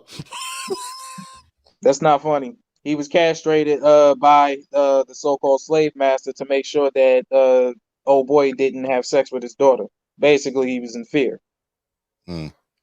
StepGotJokes says in that Orlando gay club, the shooter was alleged to be gay. But like Mimi said, that's the minority. Laura Vell says, Nat Turner body was turned into a candle, and etc. Schoolboy is right. Kelso says in 2021, it was people running around cutting dicks off everywhere, quoting somebody, laugh out loud. Kelso said, just because he was on Grindr doesn't mean he was gay, Schoolboy. He just knew where the potential victims congregated. Amaz Algorithm says, no issue with gays, but you got to take the jokes too, like everyone else. All right. And Antoinette says, that too shit. All right. And Laura Vell says, Antoinette, you mean 2021? Kelso says Batiman Mingle, and Antoinette says Jeffrey Dahmer 2020.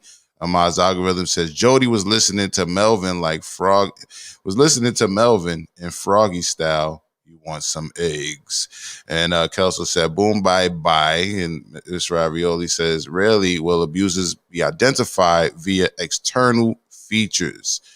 All right, and I think there's some things that we missed. Okay, so yep. Keena Kong said Buck Breaking as well. Antoinette said Brazil sounds like 42nd Street. Yeah, that was something that used to happen on 42nd Street. Yeah, motherfuckers was picking up young men on 42nd Street, yo. StepGotJokes said the name of this episode is Oh No, Honey. J Doug VC. Kelso said, or antlers from Deers. Taking a man's dick away is a power move. It's like scalping your enemy. And they said like taking antlers from deers. All right, so we're going to move on before we talk about this subject that I'm glad Mohammed is here for. Just a little quick update. I seen people talking about it in the chat. Not even much of an update. We didn't get to talk about this at all. Apparently in San Francisco, an Asian lady was being attacked by a white guy, and she put the beats on him. So let's check this out.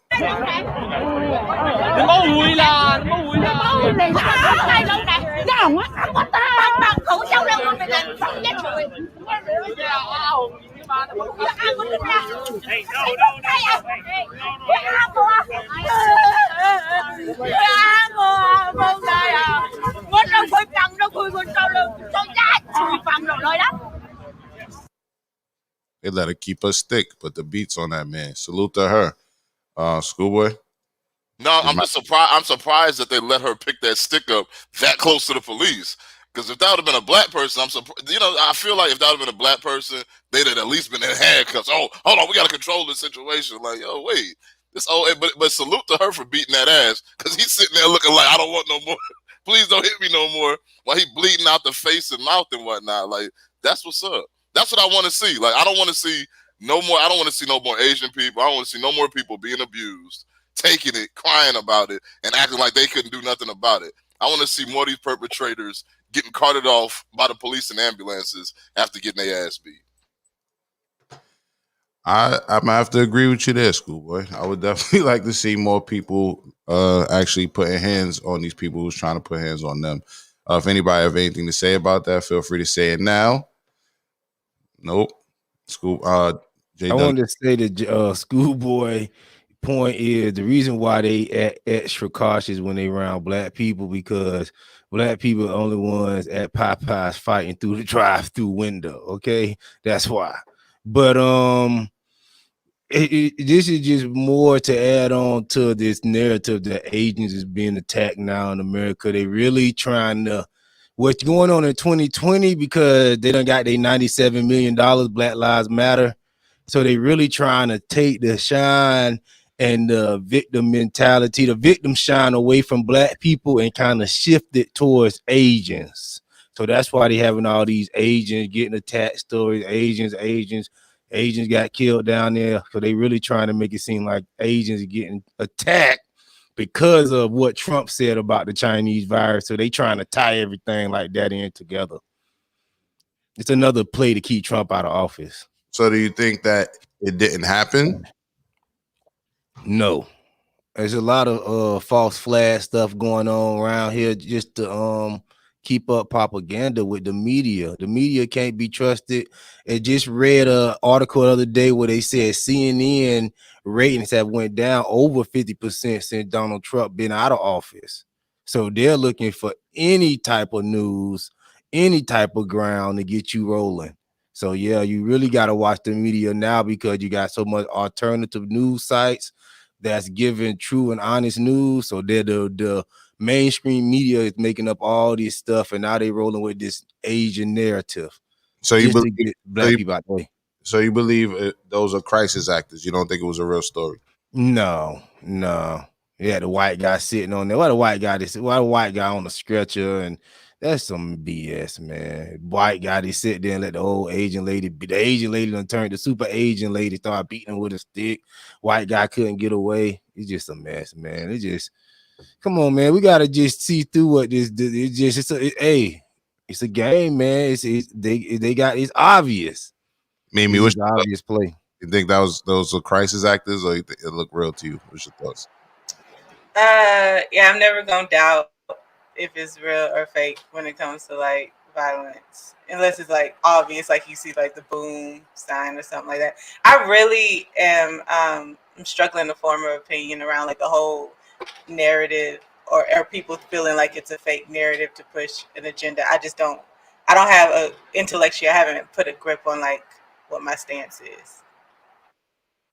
I mean, to me, I hear your points, and I'm not negating it. You know what I'm saying? I know there are other people that believe what you believe, but what do you say about the actual swelling of the faces that we saw? They actually looked it hurt. Like, Hey man, we seen a whole white lady turn black the other day. I mean, we could put some swelling up there. Come on, Logic. We just seen a whole people. We just deep faking all this stuff, man. Come on, man. That's easy work for them. And all they need is a little second just to make it seem like something happened. We don't never see what happened. It always something just seemed like what. Let me see the video of her actually beating his ass. Then. all right, well, we did just go over deep fake stuff. And she got the ice in her hand.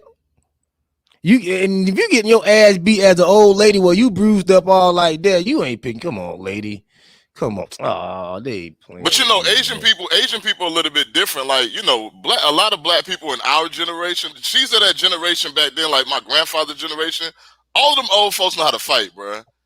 They was going them through old 4 people wars. strong. Them baby bloomers strong, bro. That's what I'm saying. So I wouldn't be surprised if she was like, yo, I'm getting my ass beat. I can't, she had a flashback to going to the damn camps and goddamn in the Japanese camps and stuff like that. So she jumped up and started with her kung fu Shaolin shit and bust his ass. He wasn't expecting that. Yo, Logic, did I not show you that video of my grandfather, damn near 80 years old? If somebody runs up on my grandfather, they're gonna get hurt, and they're gonna be looking just like that dude on the stretcher, bleeding out the mouth, and wondering why that happened to them. I guarantee it. I mean, it just is what it is. It's good to know that some of our old black people can still fight. Ahmad says, so what about the Asians getting violated in New York? More actors? I'm gonna go ahead and say J Doug probably believes they are. I don't say everything that people get hurt is actors, but I'm not saying it's not happening to them, but I'm saying they're going to use little clips like this in the media to exaggerate and really market it that it's happening. It's just like a dog whistle put all the Asians up on alert. So, Asians already aggressive. Yeah, like Asian people ain't aggressive. Them motherfuckers aggressive anyway. So now they finna get extra aggressive. Antoinette says crisis actors, so she believes they're crisis actors. Lavelle says shout out to Jet Li's grandma for using her martial arts skills on this Yarugu. Kelso says Asians in America predominantly do business and live amongst themselves. Violence against Asians from outside communities isn't a real issue when you look at the numbers. Antoinette says I agree with J Doug. Ahmad says he was attacking her because she was Asian, I think. Lavelle says she beat him like he stole something. Steph said, why was he trying to attack her? And Ahmad gave his take on it. And Kelso says, white men been taking L's from Asians since Vietnam. And Brooklyn Honcho, good morning, brother, says, I definitely respect the different perspectives J Doug has given. And Ahmad says, okay, I understand what you mean. All right. So with that being said, Mimi, I know you have to go at 9 o'clock at the 9 o'clock hour, so I'm gonna give you the last word before we move this subject. Well, no, I actually had a question for J Doug. If we got like a couple of minutes to stay on this topic. Go ahead. Yeah. Oh, so let's just pretend you're right and like the media is pumping like these stories, like the Asian narrative for whatever reason. Curious, why would you think like they would go to Asian versus like the Latino or Latinx community next after Black people? Like, why Asian on the, I guess, the race poll? What would be your thought? Because China finna take over America, so they want to already get that race war going. Didn't China just buy a whole bunch of property in America? Yeah, China just moving in. That's why. And Asian people actually know how to make money, so they need to go in there and disturb that Asian community. Black people is done. I don't know if Black people realize that we're finished. If white people done put a number on us, we good. We gonna fight amongst each other. We gonna kill each other. But Asian people is the next community they need to disturb, because they ain't worrying about the Hispanic, because the Hispanic can't build. Look at all the Hispanic countries around the world. They don't really build nothing. Their competition is the Asians. But that's white people competition. If that's their competition, why would they want us to empathize with them by saying they're under attack? It's not why they're saying they're on attack far as the media, because they're trying to take the shine away from Black people, because Black people and Black people complaints were getting serious around election time. And now people really talk about getting reparation. They're not finna give us no damn reparation.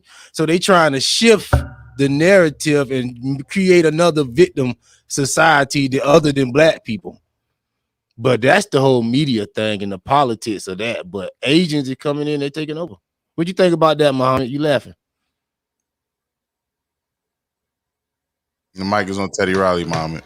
I want to hear what he got to say. I want to hear what he got to say too. He's been quiet and slightly irritated this whole show, so we would love to hear your thoughts, Mohammed. Execute. I appreciate you trying to read me, man, but no, I'm not the least bit irritated, and no comment. Oh man, I wanted you to comment, but that's just mine. It's just Muhammad on it this morning, man. My only concern is Black issues right now. I don't care about anything else. Word. So can I bring it back to you know, the Asians and stuff like that? Here's the thing, right?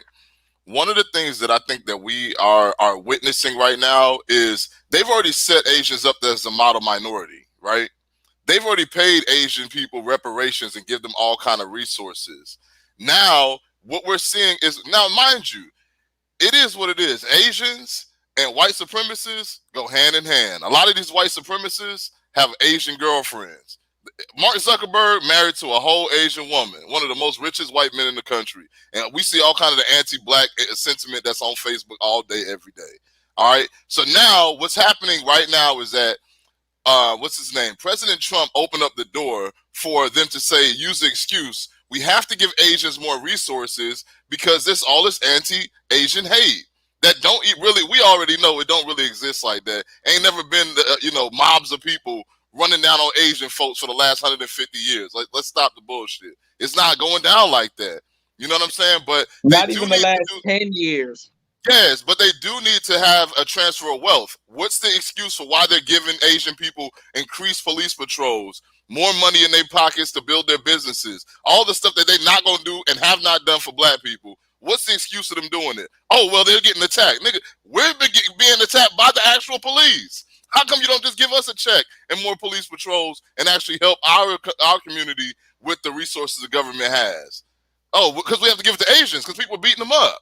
You know, that's what's happening is that those two factions, the anti-Black Asians and the white supremacists who are in power, are coming together and doing a resource transfer. They can't do it in your face real blatant, so they got to set it up the way they're setting it up, you know. Like slowly but surely picking up and leaving Africa, and the Asians slowly but surely moving into parts of Africa. Well, them Asians running shit over there in Africa. They got them Africans over there like the military. Yeah, I mean, in places like Nigeria and Kenya, I believe Kenya, for example, they started Asian-owned businesses, and they're forcibly keeping African people out. And they're not letting them get leadership roles, and they slapping them around the warehouses and shit. And I say, damn. Like it's a whole lot of interesting things going on, and that's coming to America. And that is my main concern. Also, to a degree, China is actually doing fairly decent job at colonizing Jamaica, but that's a whole nother conversation in and of itself. They colonizing everything. My Black. point is, what are my people going to do about it?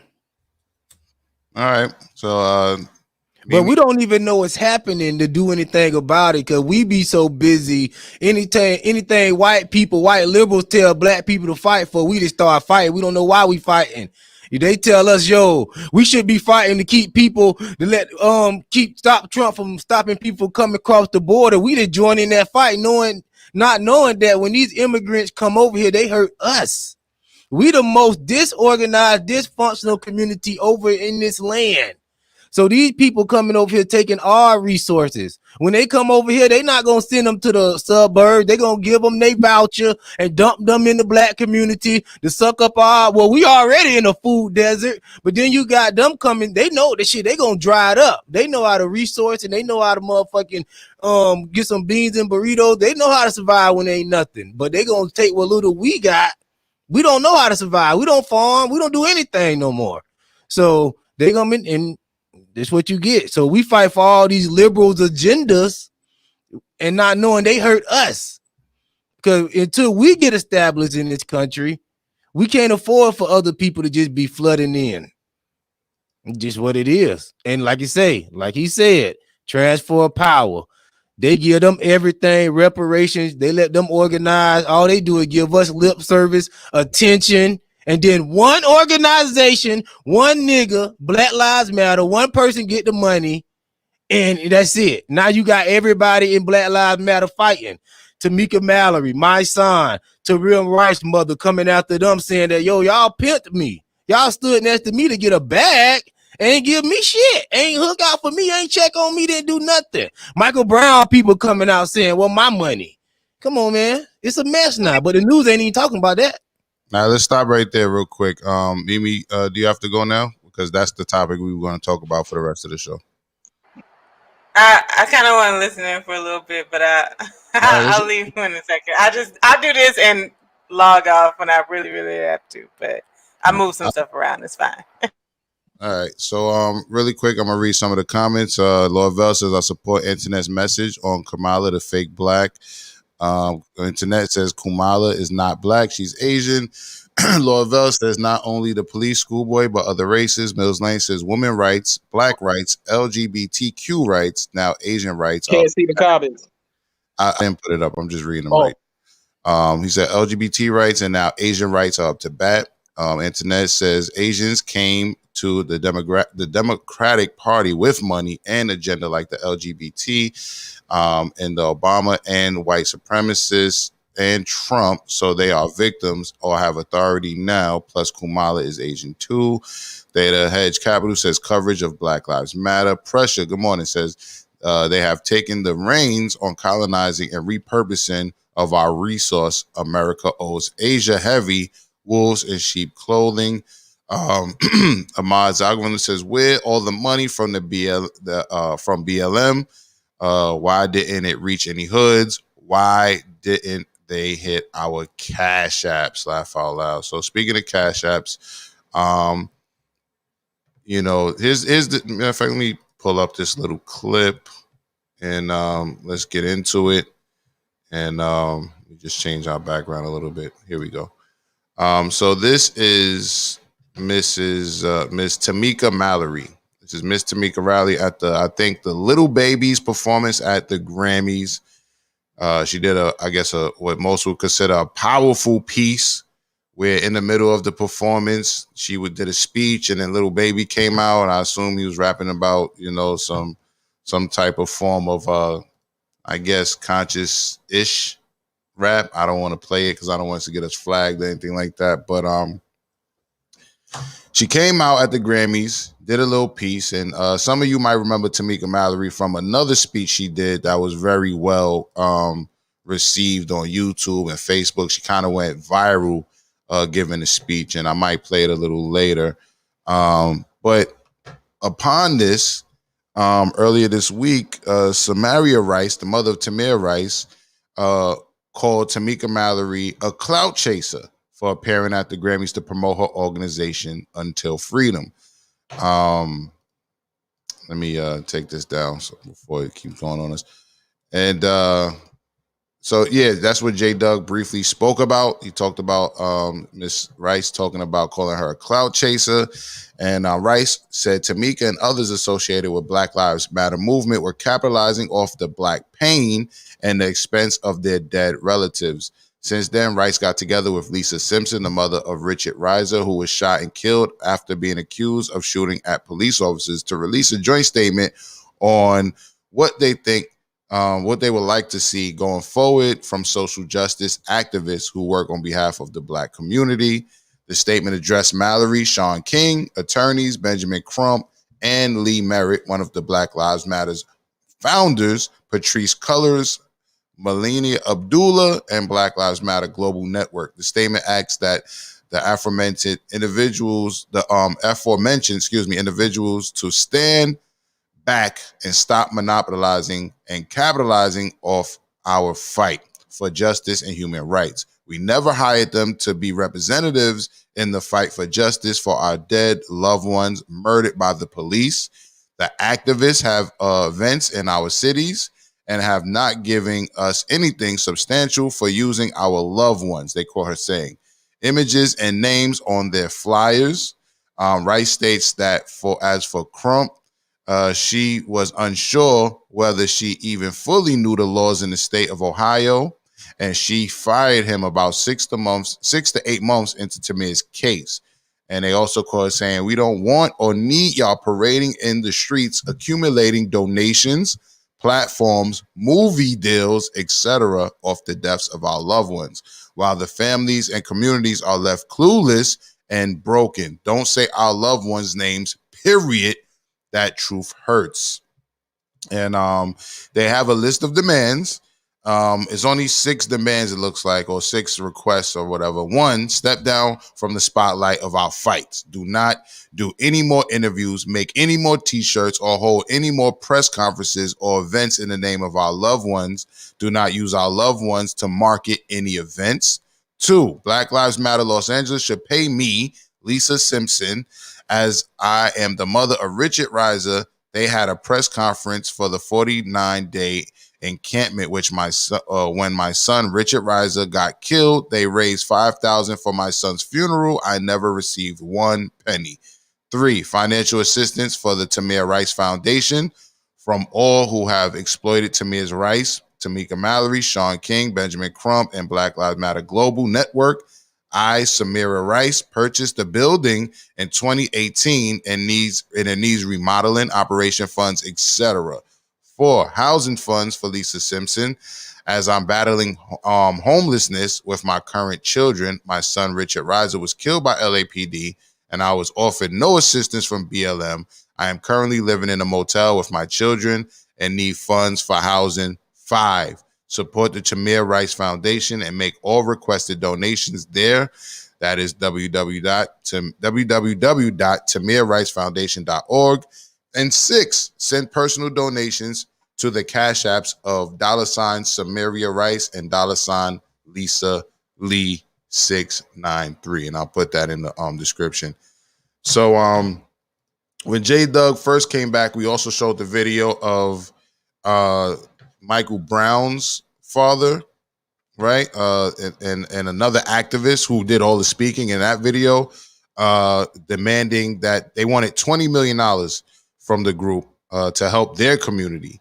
And they quote them saying, where's all that money going? Brown Sr. asks at a Tuesday press release from the International Black Freedom Alliance. They quote him saying also, how could you leave the families who are helping the communities without any funding?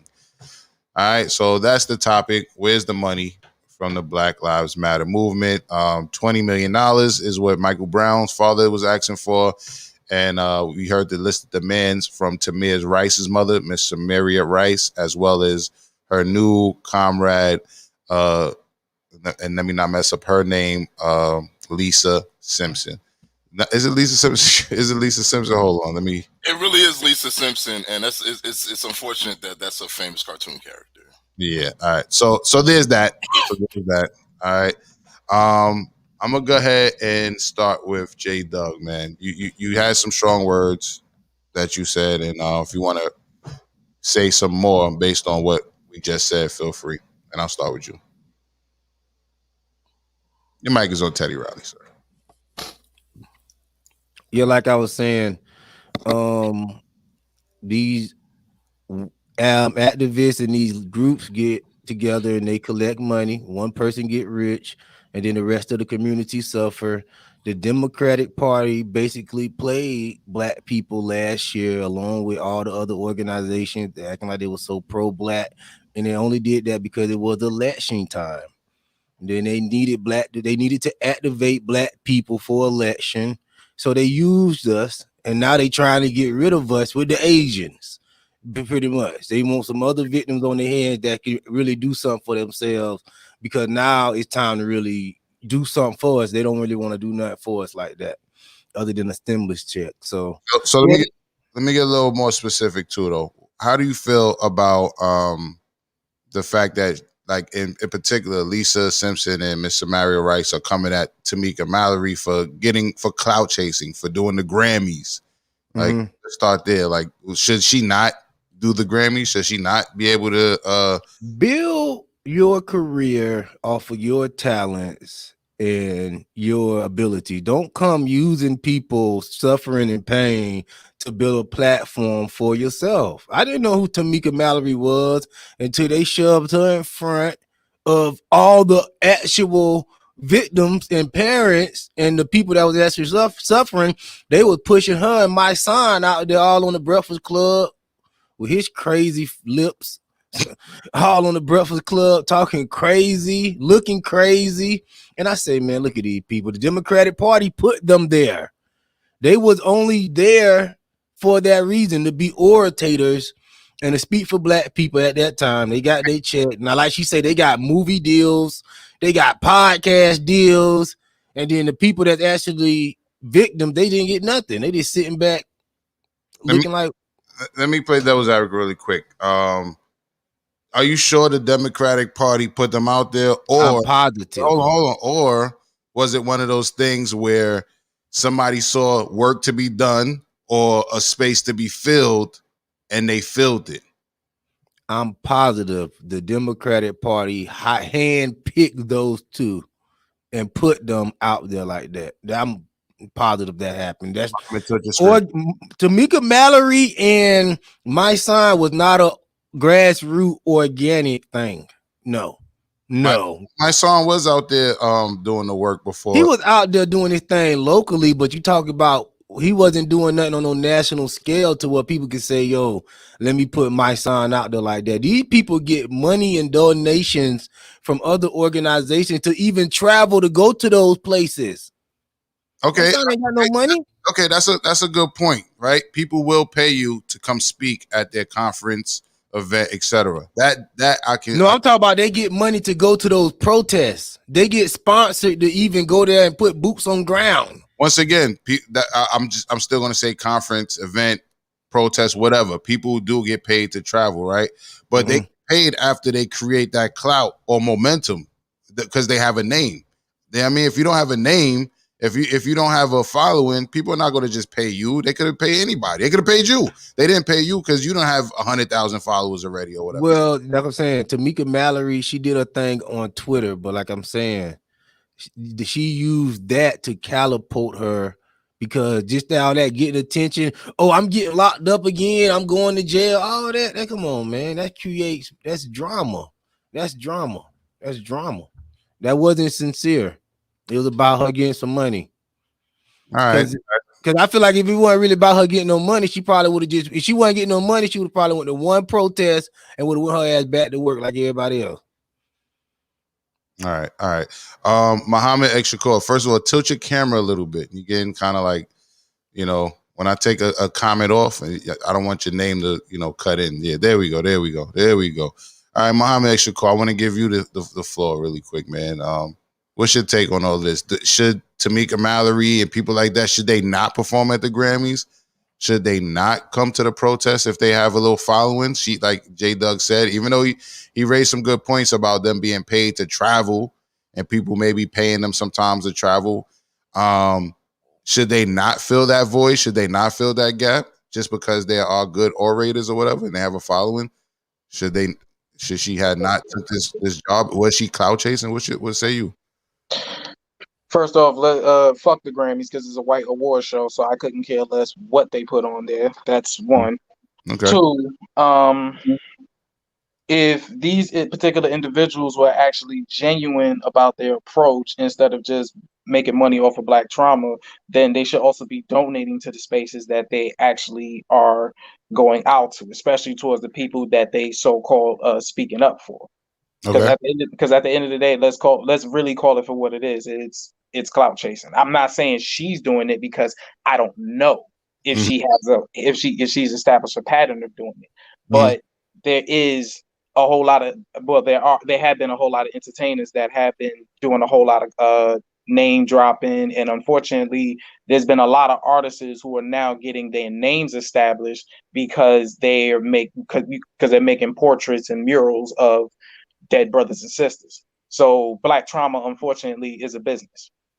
I like that point that you made, that Black trauma is a business. I'm gonna have to agree with you there. You know what I'm saying? They call it trauma porn, even, right?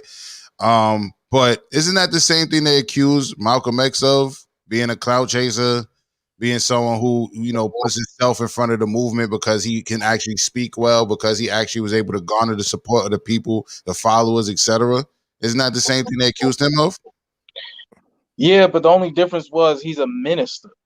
It's his duty to tell his people to do the right thing. Is it not somebody's duty to, just because they're not a minister? Can they not have the same calling? I'm not saying they can't have the same calling, but what are you also doing with it? Because it's clear as day that they would get money, and because and when we look at Malcolm X, like I said, was a minister, but he was also being paid and funded by an organization that he represented as well. So he had no issue. So as far as any other kind of financial aspect or just him trying to toot his horn or whatever the case may be, that wasn't his thing. And he didn't die with too much money too. So I'll just say that he died. It was so bad. It was so bad for Malcolm X. That man didn't even have a home for his wife after his home got fire burned. Right. And I want to go to Schoolboy. Hold your thought, J-Doug. Schoolboy. So I think what we might be seeing, and only time is going to tell if this is true. What we might be seeing is that, like we all said, we didn't know Tamika Mallory from anybody back in the day. She came out of she basically came out of nowhere at the women's rights march, gave a fiery speech, and developed her following, criticizing the Trump administration. Okay, cool. So how much was she actually an organizer versus an orator before she started her nonprofit? So is she having to develop that skill set? And is it possible that she's been prophesizing and promoting these injustices? She's been promoting these injustices, and now she needs to take a step back and start to organize, to coordinate with these families as well. Her organization needs to be you know, we like to see people rapping, basically. We like to be entertained. Tamika Mallory is entertaining. We need more operational factors in these movements. We don't necessarily need leaders. We don't necessarily need organizations to lead all Black people. But we do need the organizations who claim to promote on our behalf to actively be pulling resources from wherever they get it from. I don't care where you get it from. If you got it straight from Trump's fucking hand, what are you going to do with that money is my question, right? And that's the issue that I have. So a lot of times when America promotes these so-called leaders, they buttress them around with handlers. That's not going to do nothing for Black people. They're just going to be political theater. We have to make sure that that's not what's happening. And J-Doug, you're an asshole for talking about that man's lips. That shit was hilarious, bro. All right. Hey. Hold on, because we didn't let Mimi talk too, J-Doug. Everybody came twice before everybody speak. Mimi? No, I had to Google because as soon as he said that's why I was looking down. I was like, let me go see what J-Doug is talking about. That's ridiculous. To answer your first question, like, should she be able to perform at the Grammys? If her intent is pure, for lack of a better words, to like progress Black people forward, I am in full support of us having like the bigger platform or the bigger stages, because that's what we want in the first place. Like, we want to bring more awareness, to bring more resources, to get the agenda, whatever said agenda that we're going for moving forward. Now, with the moms saying, like, you're using my children's names, getting resources, and then profiting for yourself, and like calling out those people, those are the concerns that I bring to the stage of, no, I don't feel that that's right. If that is the case, like, you're rallying, it's like someone, I hate to call it intellectual property because these are people, but I can't just go and like advertise any product on this channel without us getting a cease and desist if we didn't have like the right permission and we're making money from it. So it's a sticky situation. I think J Doug, like in one of his rants and banters earlier, was talking about like us just being disorganized. I feel like we can work together to like get to the common ground, but you definitely have to give the resources back to the people that you have on the hoodies and all that. Like, we shouldn't have another Malcolm X, his house gets burned down and his family doesn't know where to stay. Like this lady being homeless, but this move, like I could go across, down to 125th and go buy a Tamir Rice shirt, and like, but that money's not going back to that family. So that is it, and in that case, that is intellectual property, right? If I can buy a shirt with somebody's face on it, and that money not go back to them, that would be an example of intellectual property. I would say that. Yeah, it's just uncomfortable saying, because these are, like, to your point earlier, it's black trauma sales or trauma porn, whatever it's called. Like, that's even to me more like touchy than just like buying a shirt with Michael Jordan on it who's alive, and it's just like, I just want to wear it because I'm popping. Like, selling the Kobe shirts right now to me is still touchy because it's like you're capitalizing off this man's death, so it's really touchy to call it intellectual property, but by definition it feels like that's what it is. Copy that. And I hope they're not doing that. Hold on, Mohammed. J Dub, you want to say something before? Yeah, I wanted to piggyback off what Schoolboy was talking about a little bit when he was talking about how, we always want to just get in the room and we gravitate towards like entertainment and people getting up there, bugging their eyes, talking, looking mean, talking like the white man and all that. We got to get away from that as a people too. We got to start getting together, have some group discussion. Stop letting one person get on the mic and think they finna lead us all to greatness. It's not going to happen. And then, I ain't going to say that part, but Tamika Mallory, yeah, it's just a nasty situation. And I just feel like if you're going to be at the Grammys, you're performing. Yeah, all that. Come on, man. See, men, come on, men. Look at her all pointing. It ain't even that serious. It's about a check. So, yeah, I just want us to get off that shit, man. We've been doing that since we got in America, getting all in that dark room, all black on. We all just like, black people got to get past that light and to get riled up. We just want to get riled up. That's why we go to church every Sunday. We want to get the spirit. We like to feel to get riled up. No, because when we get riled up, we think we did something. We all riled up. We think we did something. We think we finna do something. Then you go home, go to sleep, wake up in the morning, shit don't get done. You back on the same bullshit. So yeah, we just need to get organized and stop trying to catch a feeling all the time. All right. Point noted. Mohammed, you had something to say before what I was gonna say is one could argue intellectual property. Really. One could argue I'm taking everything personal. I'm gonna say this to everybody right now. Let me get on. If I put y'all on the big screen, maybe I'm doing something for production purposes. Maybe I don't need people seeing the 5 seconds of black before the background changes. All right. Just let me do what I'm doing. Don't take the shit personal. That's for everybody. Go ahead, Mohammed.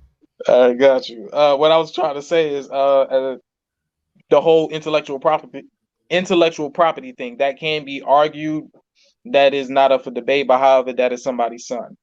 That is somebody's daughter. Right. They're not. But that property, or if we're gonna call it property, will belong to the estate. It's part of the estate, right? Like it should go to the family money. Yes. Yeah. But go ahead, finish. But and the last thing I wanted to bring up too was Michael Brown Senior was also right as well in terms of asking BLM for $20 million. And I wanted to respond to a comment right quick about somebody saying that BLM was never a legit organization. That unfortunately is false. It always been a so-called legitimate organization. It was created by 3 black women who at one time we thought had good intentions, but come to find out they like only popping up when Black Death occurs. That was Kelso. He says BLM was never never was a legit organization. It started out as a hashtag on Twitter to bring awareness. Then some gay dude in a vest got funds from politicians and was given the leader of the BLM title. It wasn't a gay dude, and I want to say at least 2 of the women are identified with LGBT. That's more than enough than it is. So, but yeah, they started off the organization, and it was perceived to be for good intentions. And then, like I said, every time a freaking body dropped at the hands of white people or police, that's when they popped up. They collected money, they raised the ruckus, and then they left. All right, so let me say this. And once again, I'm just trying to be objective. You know what I mean? Some say devil's advocate, what so have you, right? But do we not need people that can rile people up, that can bring attention? I kind of stated that before. Is it not a necessary evil to have people who can garner that attention? Because there are people, hold on, Jada, there are people who are who have the same stories as these parents where their children have died. And they might not get the same press because those people didn't pull up for them. Are they not a necessary evil? Start with Schoolboy. I'm gonna say yes. However, because we are who we are, and the people's psyche and the nationhood has been so broken, that necessity can be misused by our enemies, and that's what happens to us too often. So yes, we need the fiery people to wake up the youth and activate them and let them know, hey, there's a problem, because older folks don't always express that urgency in the way that it should be for the young people to activate. You know what I'm saying? Like I tell my kids, hey, you can't leave trash underneath your bed at night because you're gonna have all kind of bugs. They don't give a damn. But then when I be turning up, like, hey, I'm gonna flip everything over in this month, and then all of a sudden they looking for that. I don't want that to happen no more. You see what I'm saying? So we need somebody to activate the youth, but that shouldn't really affect those of us who know better, older, and we've been experiencing this for so long. We don't need to be doing that. We need to be gathering resources and affecting those resources in ways that benefit our community, hurt our enemies, disrupt their alliances, etc. That's what we should be doing. So when, as a perfect example, both Black Lives Matter and the Congressional Black Congress, Black Caucus or whatever, if we look at both of those organizations, their policy directives and advice has tilted towards immigration very heavily. Very heavily. Immigration is not specifically a Black issue. And that's part of the problem, is that they're looking for this loose coalition. They spraying the whole room and hoping something sticks, when we're asking and really needing them to focus on the issues at hand. One of the issues that we have is resource allocation. We pay our taxes like everybody else. Why aren't the resources and the directives and the programming that supports these other communities straight off the boat not already here for us in America? And if they are here, why are they not more accessible?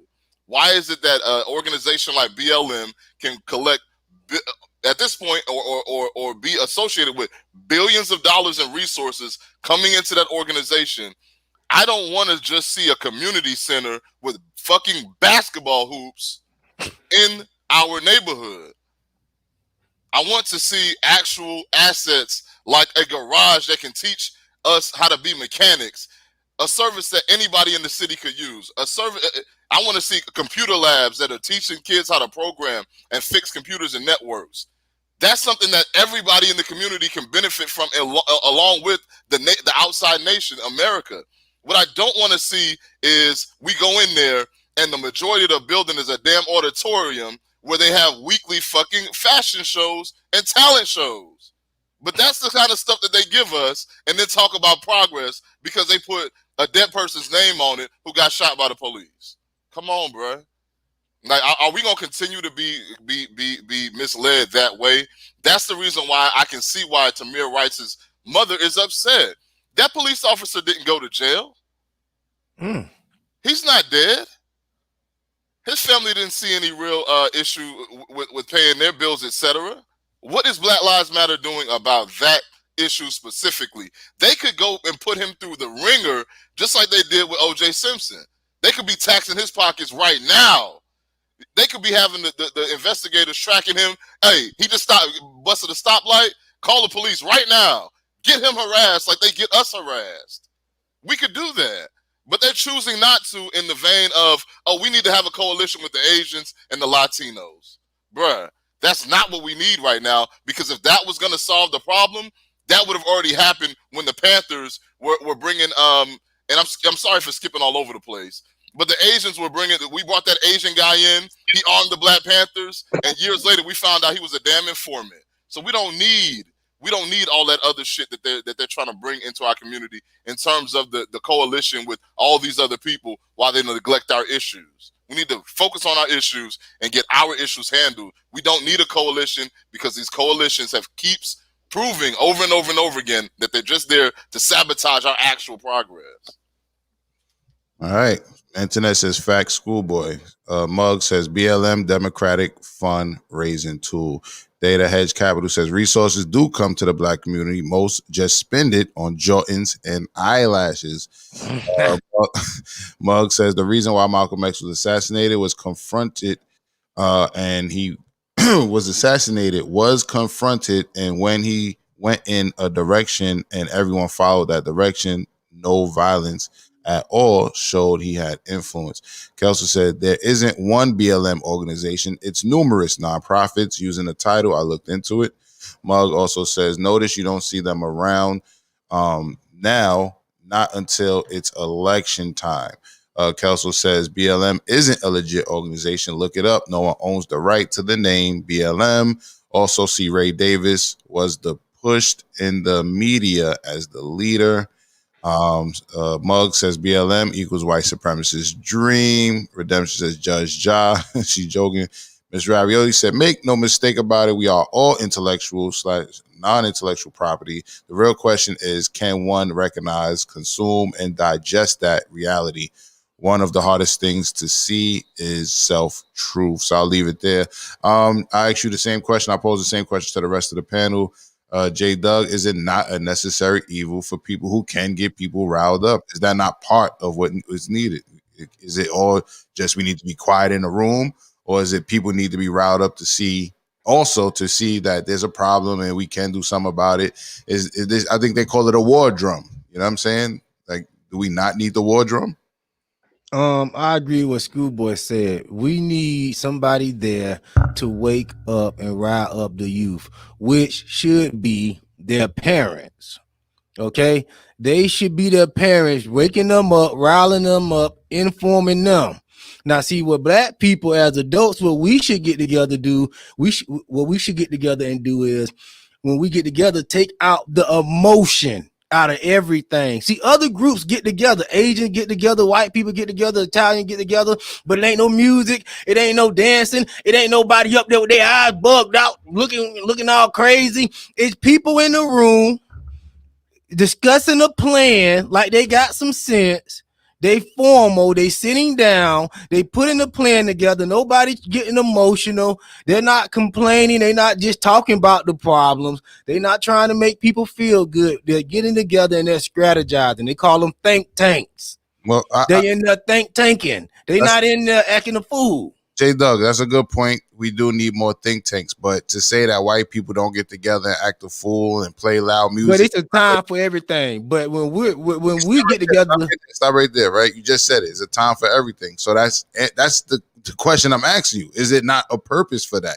You You saying when we do it, it's not a purpose, but you saying that they don't do it. But we seen them do it. We seen them wave the flags, the Confederate flags, proud to be an American, and all that shit, and wild out and charge the Capitol White House and all that. I mean, charge the Capitol. Come on, bro. But we different from white people. White people is already established as a race and a culture. All they doing is trying to protect what they have and have pride for what they have. What we're trying to do is strategize to take over the game. See, we want to celebrate before we win. No, we can't celebrate before we win. We need to celebrate after we get the agenda done. We want to just get together and have a good time. And then when it's time to play, niggas late, niggas don't show up. Niggas talk about I had to go work for the white man that day. It's all type of excuses when it's actually time to put the action into it. But long as just some free food and it's time to kick your feet off and niggas can probably smoke a day and free drinks, yeah, they gonna be there and they gonna let you, they know you gonna give a good speech.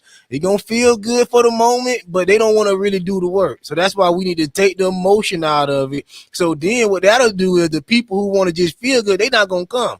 So now we're gonna get the serious black people that want to do some action in the room. See, that's what we need to get the people that really want to do some shit. They're gonna sit down and they're gonna get active versus people just getting emotional, walking out, and then it's just nothing. Because that's what all we've been getting for the last 400 years. We've been getting a good show. We need to take the entertainment factor out of everything black people doing and just get down to business. All right, fair enough. Mimi, same question. Is there not a time and place for people to get riled up, for people like Tamika Mallory to rile people up? Yeah, I agree with that being a part of the formula. I think we're in a sense all like in agreement, just at different times. So even like in corporations, every quarter there's like, or sometimes a year and a half, wherever, that doesn't matter. In corporations, there's a new strategy that comes out. Usually have like a quarterly or annual meeting that talks about the vision that gets people riled up and inspired to march on to that vision. And then throughout the year, like there are like tactical things that happen to get to whatever your year-end goal, increase sales, whatever, blah, blah, blah. So we do see in the media a lot of the inspiration part, because like riled up is such a, it feels like it's being a polarized word right now, but it really is like, how can we get people excited and inspired and influenced to be a part of the change? And I'm not sure if like after we do that part, does the second step come in? Because like we highlight that part so much, that doesn't necessarily mean that the other things aren't happening. Maybe we don't know about it. They're obviously not as amplified as like the speech. So I don't have enough information to say they do or they don't have the right resources, but I think you need both. They're both a part of the formula to get to the change.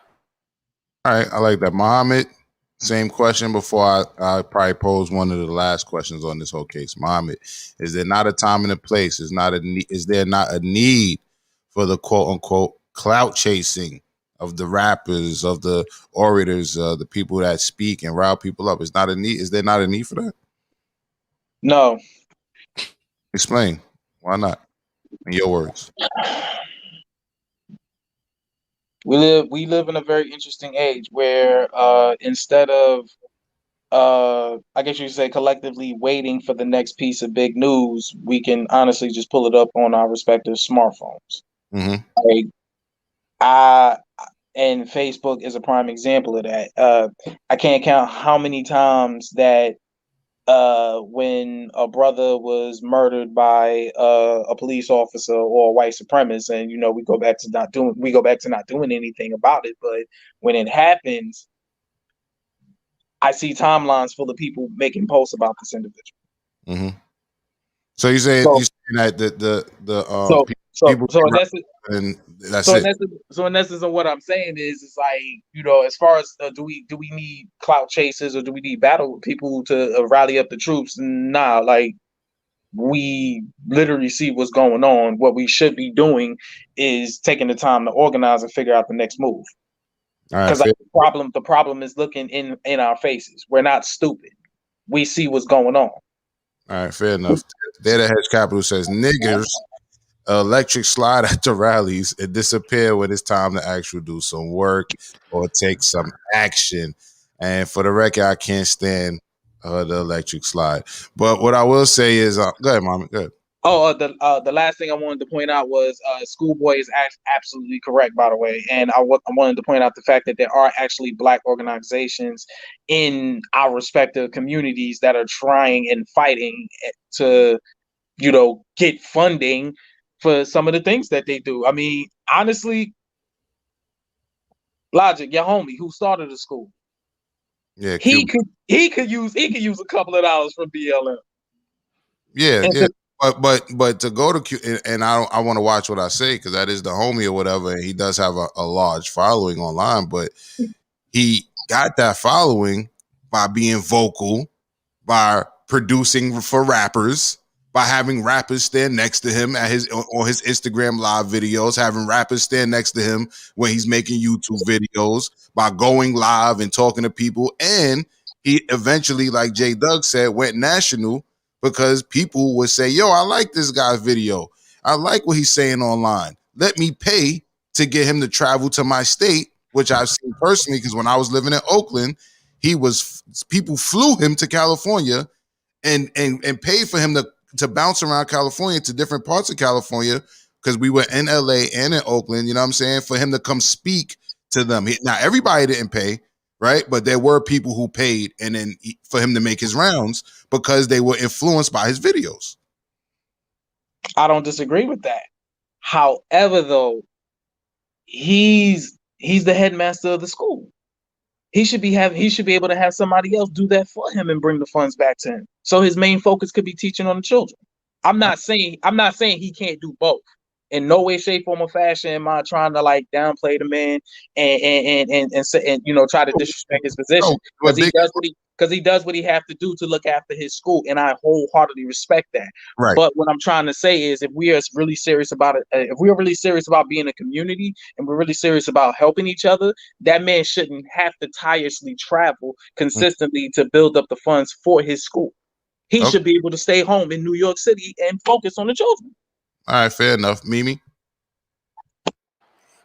Maybe I'm understanding your point incorrectly, but it sounds like you just contradicted yourself, because just like there's many communities that need that shine. That shine comes from these things, like people being, whether he's the change agent or like he hires someone or whoever the case is. What you're saying is we have to bring awareness to these organizations that are in need. Now, if you're saying like the organizations that are in the spotlight are the ones that shouldn't be in the spotlight, that's a different question. But you just said there's so many organizations, just like your homies organization Logic, that should get this shine. Why not go on one of the biggest platforms in American culture, which is the Grammys? Like if Logic's homie was on that platform, imagine the kind of resources that he could get to better the school, or these small mom and pop or grassroots organizations that stay in the hood and have pure intentions but can't get pushed the way BLM gets pushed, because there's no one there like leading the charge, whether it's the organizers or a figurehead, for lack of a better words. Right. And to piggyback off of that before you respond, is like, that's kind of what I was getting at, because my initial question is there not a need for these people that's going to be basically do what essentially is called in for-profit business PR? They're essentially doing PR. You know what I mean? They're doing press runs. They're talking to the press. You know what I mean? That's essentially what they're doing. So when we talk about people that need the support, you just said it. He needs to have somebody designated for that. That person will be considered PR. You see what I'm saying? So is there not a need for PR? Or is the problem really the disconnect between the people who's doing the PR and the organizations that need the support? Is that the true problem?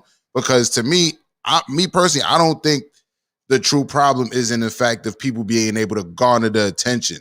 Is what's happening with the attention once they get it. You know what I mean? What's happening with the resources really is what the problem, if you ask me. But go ahead, I'll let you respond. Your mic is on Teddy Riley. No, let's see. I mean, well, since you put it that way, it sort of kind of makes sense. But even still, it's like You're talking about rallying some fucking battle cry. We don't need all that. Once again, we already aware of what's going on. I hear you, and I hear that point, but from you and J Doug and Schoolboy, because what you guys are essentially describing is what I call grandstanding. You know what I'm saying? Like acting like you have the power already. You know what I mean? And that I am tired of too. You know what I'm saying? I'm tired of motherfuckers out there screaming black power, but then don't believe we have the power to do shit. You see what I'm saying? That it never sat well with me. You feel me? So with that being said, very last okay. Oh, and the last thing I wanted to point out was I get it in terms of going to the fucking Grammys because it is the so-called biggest white American award show on here in the United States. But it's like, to really think about it in the grand scheme of things, why do you need to go on white media in order to get some kind of funding or some kind of help for our respective problems? Apparently, we literally we really in a good time right now where we can actually create our own respective media to get more in tune and more in contact with one another. I'm all for creating our own media, our own distribution, and all that, but unfortunately, we don't have it yet. So to answer your question, I would say maybe because it works, maybe because that's the you know what I'm saying, maybe because that's the people, you know what I mean, maybe that's where the eyes are. Because I mean, hold on, School, I'm gonna let you go because I feel like we're talking about them raising money, but this is the way they're raising money, right? By going to these type of events. Schoolboy. And also, I want us to put a lot more respect on our own names. This is black media. You know what I'm saying? Like, real talk, Tamika Mallory could bring herself here, you know, and she could get some viewership here, you know, and if she wanted to bring some of those BLM dollars here too, she should do that as well to expand this black media platform. So that's what. So let's also remember, this shit just happened. She's getting press. All press is good press at this point. Let's see what happens operationally. Are we going to see my son and Mallory's, Tamika Mallory's organization start to funnel those funds? Because what we really do need, and what we've been talking about needing for a long time, is a central fund that all the other organizations can draw from. Now, if they start doing the nigatistics and coming up with excuses why they can't do that, then we have a problem. Right. As of now, we don't have that problem. Let me just answer this question really quick. Miss Ravioli, I said his name already. She said, are y'all talking about Nomar school? No, we're talking about someone who has a school. And I said his name already. His name is Q Butter. And the name of his school is Xyax Institute. XYAYX Institute. Look up Xyax Institute. Look up Q Butter. He's actually on this channel. He did an interview on Clemmy's Couch. You can watch that interview on this channel as well.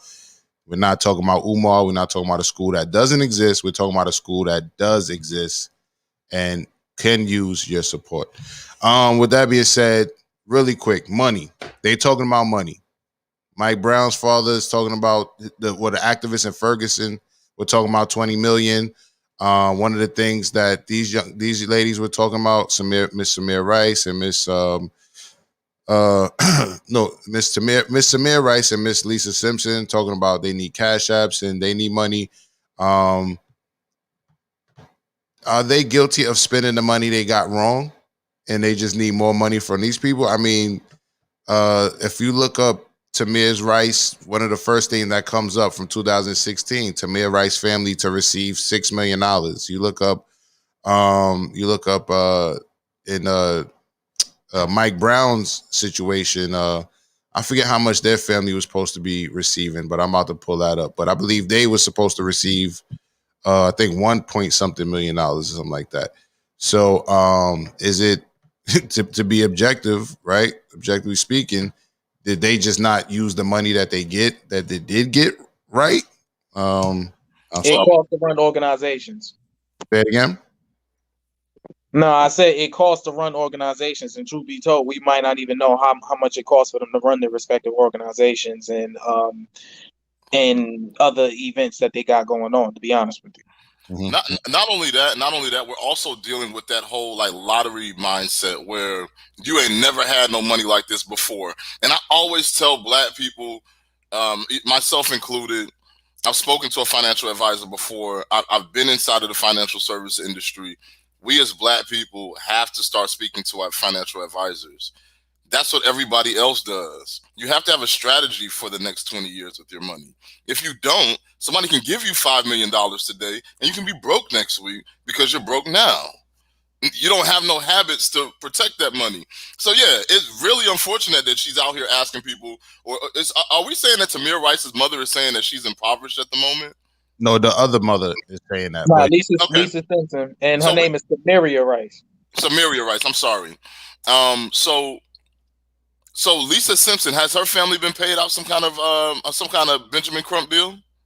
to be honest with you, I don't know. I don't think so because I feel like her story is newer. We haven't heard of her. I don't even think she's gotten the same press that Samaria Rice got for Tamir Rice, right? But, yes. yeah. I wanted to interject right quick and said that she actually did get some kind of press. I don't know if it was as large or if we want to even entertain that notion of entertaining the numbers. We don't know if it was as big of a story, but it definitely was relevant because I actually Googled it and it pulled up on exactly on the first page. Okay, and I was also going to say, that don't mean it was really publicized the way Tamir Rice thing was. But go ahead, School. What I was going to say was that think about how much of a like the reality that Black people in this country live in. It has to be a horror fantasy for somebody. It has to be that must be the plot. Because think about the fact that we have to bring up names that the names are so plentiful that these actual people's families are getting lost in the mix, so that we can't even keep up with the amount of people who are getting harmed and brutalized in this country who are Black. And we're talking about people being victimized not by other private citizens, which is the norm. But we're talking about people being victimized by the freaking police, man. Like, come on. Like, but then they come out, Congress is passing laws to help Asian communities and actually giving them resources off the back. Off the back. When we say, hey, there's a problem with police violence in our communities, they give the police more money. They're not talking about giving us more money to get the economy correct in our community. They're talking about giving the police more money to give them more equipment to bust our heads. Listen, we're in a crisis in this community at this time in this country. And we're not American citizens. So we don't start acknowledging it and acting like our backs are up against the wall, we're going to continue to be beaten. That's just how that shit goes. Luckily for us, they aren't shackling our hands and feet right now. That's it. Luckily for us, they aren't shackled, but they are beating the hell out of us, and we keep allowing it to happen because I think part of the problem is that we allow them to identify our leaders, our organizations, direct those leaders and organizations, and then we just sit back and cry about all the shit that rolls down the hill. What we need to start doing, I think, in my humble opinion, is that we need to start holding everybody not only accountable but punishing them for being outside of acceptable behavior. All right. Gotta do it. All right. J Doug, Mimi, I'll let you guys say something before we wrap it up. I'll start with you, J Doug. Are they guilty of not using their money properly that they received? 1.5 million, I believe, in the case of Michael Brown's family, 6 million in the case of Tamir's Rice family. Probably, but with Tamika Mallory and my son and them, when they come to these respective cities, whatever money is generated, they should leave the bag there. Don't take the bag with you. Leave it with the activists in that community so they can do the stuff, because those be the more genuine people that you see. Like that guy, he was there, he had his gut hanging and stuff, but he looked like he was genuine, like, he gonna do something with the money, you know what I mean, that he really want to see. He knows the problems in that community and that he could solve, you know what I mean, versus you coming down when it's hot, protesting, then you take it back to New York, wherever you going, and you act like you giving it to the whole Black community and you're not. So that'll be a good look. Other than that, I like what Schoolboy said about with the Asians, how they giving all the resources to them. And the Black people, we just messed up and we got duped by the Democratic Party. So we just have to start focusing more on realistic things versus all the complaining and blaming. Good point. Good point from Lovell says, can you really put a price on a life? You can't. You really can't. You really can't. Yes, you. That was part of what I was gonna say. Like, I don't know what's enough or whatever in terms of like how much money they received.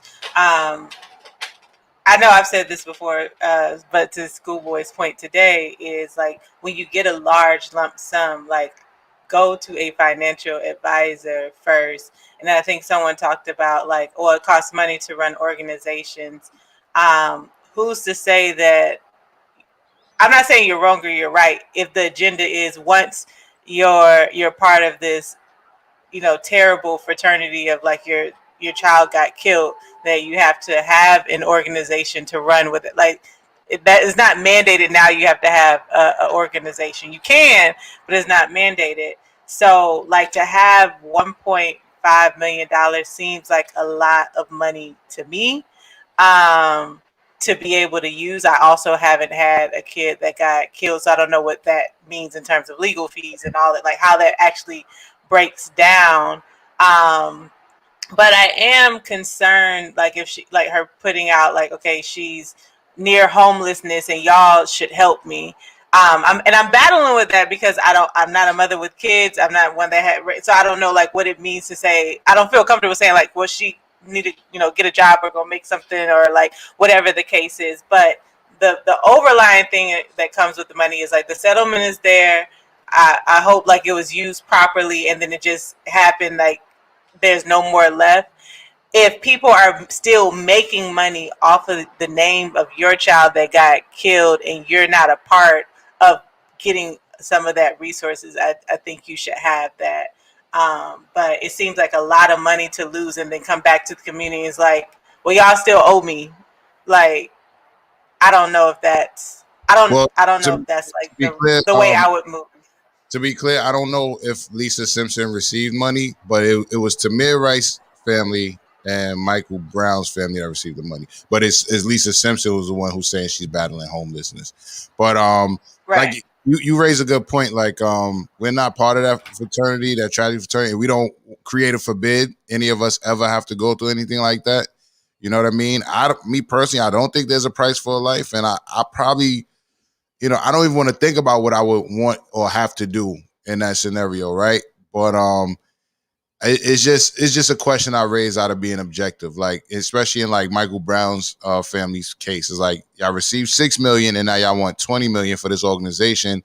Did you put at least $1 million into the organization? You know what I mean? Or did that money get squandered? You know what I mean? Because you don't have financial literacy or whatever, and now you want the $20 million for the organization. You see what I'm saying? Like, because if you launch an organization with say $1 million, and mind you, you don't pay taxes on that type of money. The money that comes to you from being injured by police or injured in general, you're not paying taxes on that. So did you start an organization with $1 million of that? Is that organization proactively going after grants and things of that nature? Are you competing with Black Lives Matter for the money that they're raising? You feel me? But instead of just saying, give us the money that you raise, are you raising money as well? It's just a question I'm asking. I'm being objective. Go ahead. Yeah, my only nuance with them wanting more money is, and I'm posing a hypothetical scenario. If Black Lives Matter has profited from Mike Brown's name and it's worth $20 million, I feel like he's owed that. Right. And they're not giving him anything. Like, and I respect that. I definitely respect that point. I really do. You know what I'm saying? But they raised, I think they wanted 20 million because they seen BLM raise 90, right? So they want almost a quarter of the money that BLM raised. And as we know, BLM raised that money off putting all of these names into a hat. It wasn't just Michael Brown's family. It wasn't just, Tamir Rice. It was all of these different names that they're running around piggybacking off of. You know what I'm saying? So it leaves another question. It's like, well, if we give 20 to Ferguson, well, what about the other communities? You see what I'm saying? But Mohammed seemed to have something to say. Mohammed. I'm sitting here, I'm listening to everybody discuss this, and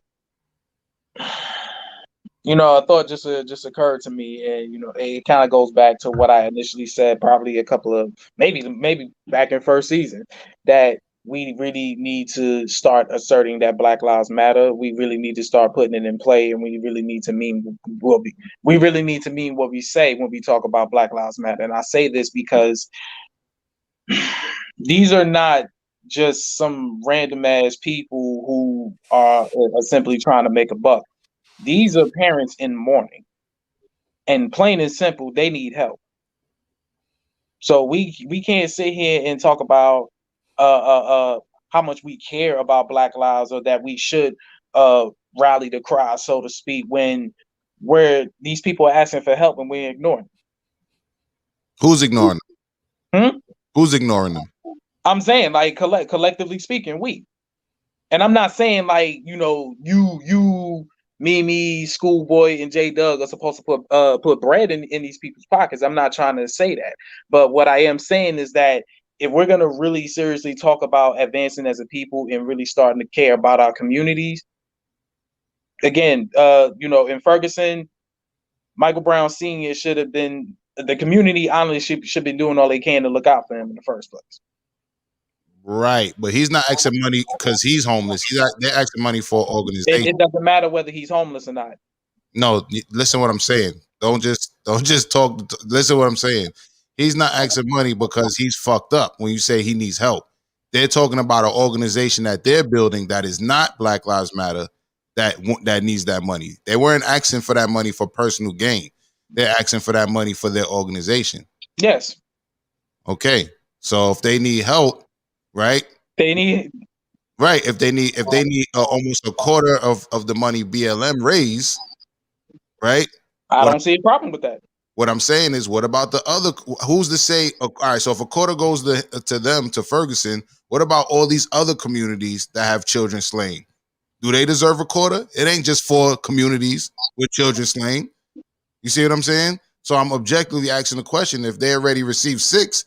Did you at least put $1 million into your own organization? Is your organization out there proactively doing what it needs to do to receive funds, like the BLM is so proactively good at doing? You know what I'm saying? I'm not saying BLM is good for doing that, but I'm saying, is your organization proactively doing what it needs to do to raise money? You see what I'm saying? Honestly, I think we should accept the fact that they are doing what they're supposed to be doing, and plain and simple, they need help, and we should look out. BLM should come up off that bread, simple and plain. All right. They benefited off his name. After all, they made a sizable amount of money out there doing the rally cries and protests and all that other bullshit and whatnot. So yeah, come up off some bread. All right. Samira Rice needs some money too. Come up off that. Miss Lisa Simpson, unfortunately, is homeless right now for whatever reason or another. That's her personal business. But the fact of the matter is, it happened. BLM need to come up off some bread and help out. Okay. And anybody else who's in mourning and BLM has capitalized off of, they need to come up off some bread. But we realize only 4 quarters and 100%. So if they're asking for damn near a quarter of that, how can they spread the finances? Check this out. BLM need to figure it out. Right, so check this out. Exactly. I actually agree with that point. Check this out. Look at the ADL, right? Mm-hmm. Look at the ADL. When the ADL comes out to make a public statement, they're not coming out here like, oh, we need to champion sexuality within our community. We need to champion the immigration within our community. No. The Anti-Defamation League says if you say anything bad about Israelis or Jewish people, we're on your ass. We're trying to make you lose everything. And they put money and resources behind that. The lawyer shows up to that city and starts processing paperwork. Here's my thing about BLM. Let me ask this question. We're all black. We all live in communities and exist within communities. What has BLM done in your community operationally that has helped your community specifically? I'm in Charlottesville, Virginia, which is unbeknownst to a lot of people, a very old and established black community. A lot of old black money that's in this city, that's been in this city for a long time, in and around this city, right? BLM does a lot of lip service here and talking about sexuality. I will do some more research, but I have not seen them purchase real estate, put some butts in those seats, start doing that kind of education that I think is necessary to progress the people in this community. You know, I'm working on something similar to do that. If I had that organization already set up, I'd be asking for some of that money too, to be honest. I'm not negating none of that. You know what I'm saying? And I think some people need to do a better understanding of when I ask a question, where the question is coming from, right? Don't assume where it's coming from. Ask where the question is coming from, right? Because you even have Miss Ravioli saying, JahLogic, would you want more money if anyone raised money using and marketing the iRant network in whole or in part? This is a prime example of red flag number 2. Respectfully, what the fuck are you talking about, Miss Ravioli? Then she goes on to say, I'll do you one better. If anyone does independent reviews of various episodes, are you deserving of any of their proceeds? Whose proceeds? What are you talking about? I get what she's saying. I think I get what she's saying. Is if yeah, she's gonna correct me if I'm wrong. But she's basically saying if anyone raised money and like was marketing the iRent network, you would want a part of it. Or like because we do reviews on this show or other, like we may review some like content off of Vlad TV or whatever, for example. Do we get, like, are we deserving of their proceeds? I can't tell which side she's standing on, whether or not the family should get money or not, but it's a fine line for sure. But going back to your point about like Mike Brown's family wanted, whoever, I slipped my mind, wanted a portion. It gets once a quarter. So then you have to identify every single name that they've ever used and then divide the pie would be the solution. That's kind of like a black hole. I would be fine. I would love to see that. You see what I'm saying? So, but I'm objectively asking the question when I look at the Mike Brown situation, right? I'm objectively asking the question, like if they're asking for a quarter of the money BLM raised for Ferguson, what about all the other people and places that they use to raise that money? BLM will have to just figure it out.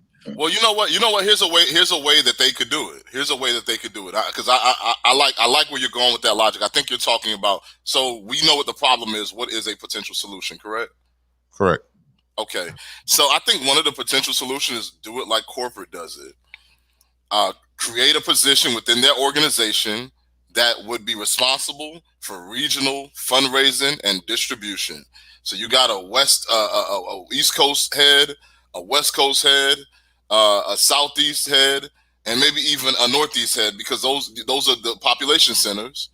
And you say every if there's 4 quarters, every department head is going to get a quarter, and it's up to you to determine the qualifications and the method and process for distributing those funds to those regional people who've already been on the ground. BLM came out of fucking nowhere in 2012. There have been all kind of organizations on boots on the ground for decades who are begging and pleading for funds. And BLM is not a responsible party like that currently in their current organization. Their whole focus, and I've been to a BLM meeting, their whole focus is initially sexuality. And that's fine if they want to be a sexuality-based organization. Honestly, you go there and they start telling you for 15 minutes, BLM Atlanta, let me say specifically, BLM Atlanta is an LGBT organization. They will literally go into somebody's church, and the first thing that they want to talk about is what you want to do with your genitals with who. I'm serious. For 15 minutes, you're going to talk about that first, and then we're going to get to the black issues. So again, I'm not interested in BLM being the steward. The fiduciary is the correct term. I'm not interested in BLM being the fiduciary for black liberation. But if they want to be a responsible ally in this whole situation, go ahead and create those positions within that are regionally based and regionally allocates those funds, because the amount of money that they've gotten from this movement is obscene, along with the things that the hell they're saying out their mouth. I don't give a damn about LGBT issues, because the police aren't pulling people over and saying, hey, are you a homosexual? Oh, you are? All right, we're going to brutalize you because of that. That's not what they're doing. All right. Miss Ravioli says she tried to get help from them. They didn't help. Virginia Slim says, I agree. If you're for a specific segment of a community, that community should receive direct tangibles. Otherwise, it's all lip service. And I agree with that too. All right. So we were just asking the objective question. You know what I'm saying? We're not trying to demonize the parents that go through these things at all. Right. But we have to ask the questions. We have to ask the hard questions to get to these conclusions, which I believe on the panel, we just all agreed that, yeah, not only should they give money to these people, but they should have things in place to allocate it. Otherwise, people could just ask for random amounts of money that they feel they're right to. You know what I'm saying? Which, in my opinion, all of these people that names they use have rights to that money. You know what I'm saying? So not just one family deserves or city deserves a quarter of the money being raised. I think all of these places that they visited, that they rallied at, all of these people who backstage stood on to raise that money should receive a piece of that, if you're asking me. Last comment, Theater Hedge Capital says activists do nothing but redistribute stupidity. And I'm hearing a lot of feedback right now, but go ahead. I was gonna say, check out Lord Vell's comment. He made a comment about, you know, I think that's a really, I think the point there that I took out that was salient was the $10 to $12 million for black schools or black run schools. The other thing about that, black run schools, is let's get a actual framework for what a black education is. Because my daughter came home the other day asking me about Rosa Parks and saying that and it was obvious to me that she had no idea who Rosa Parks was and in context what actually happened during that. She just thought it was about sitting on a damn bus, and it's not about sitting on no bus. So I don't need people coming in talking about black history and only talking about Rosa Parks and not putting stuff in context. I do need to, like if we're going to say it's a black run school, again, what are the skills that school is teaching that's marketable and able to gather resources for the community? What skills are you going to put in these kids' head? Are you teaching them how to do day trading? Are you teaching them how to manage a technical network? Are you teaching them how to do HVAC? I want them learning that kind of stuff at 10. I don't want them to wait until they're 15 and 16 and about to graduate. I want them learning how to manage their credit. You know what I'm saying? I want part of my tuition. When I send y'all $500 a month for tuition, I want you to take $100 of that every month and put it into a fund for my child that can be actively traded by my child. Give 10% of that money in that fund. 90% of it can be interest bearing. Let them play with that 10% so they know how to manage that money.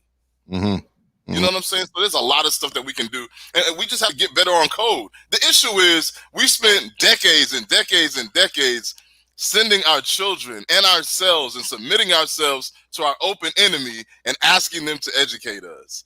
How foolish is that? You know what I'm saying? No doubt. I just wanted to interject right quick and say, schoolboy, with respect, man, you can teach your kids black history when you got the time. No disagreement. We got to teach them the real history, though. Exactly. And the thing about it is, like, the thing that I have issue with sometimes is that we focus on certain quote unquote historical figures, and we talk about, let's even look at the civil rights movement. We put flowers around it, right? We try to make it seem like this was some kind of form of progress, right? That's what they try to feed us. But then we look from the time that the civil rights movement happened until now, and then we start to break out the statistics and the actual data and the actual what's happened since then, and we find out that black people are in a worse situation than they were then. We just get treated a little bit better. You know what I'm saying? So the civil rights should have never happened. Yo, so my thing is this: we all understand that integration wasn't the solution to the problem. J-Dog, you putting bars behind somebody else's full screen, all right? No, that's cool. Yo, but my thing is, what are we gonna do about it moving forward? We know that it was a farce. We know we got played. The first, we all know from just being in the community, the first way that you get out from underneath getting played is you have to acknowledge somebody either played you or you played yourself and start correcting the issue. But the people who don't acknowledge that they played themselves or they've been played don't get the same respect as those who come out and say, hey, I don't appreciate the way that happened. Let's do it that way. Or, yo, I'm playing myself. Let me correct my behavior. We give a lot of respect to those people. You know what I'm saying? It just is what it is. All right, we just hit the 3-hour mark. I'm going to let Mimi say something before we get up out of here. Mimi? Yeah, because you talked about the civil rights, and I wanted to say this earlier without interrupting someone. I'm just curious, and we don't have to go down the rabbit hole of like the flack that like the Tamika Mallory or the what's her husband? Yeah, my son, they get.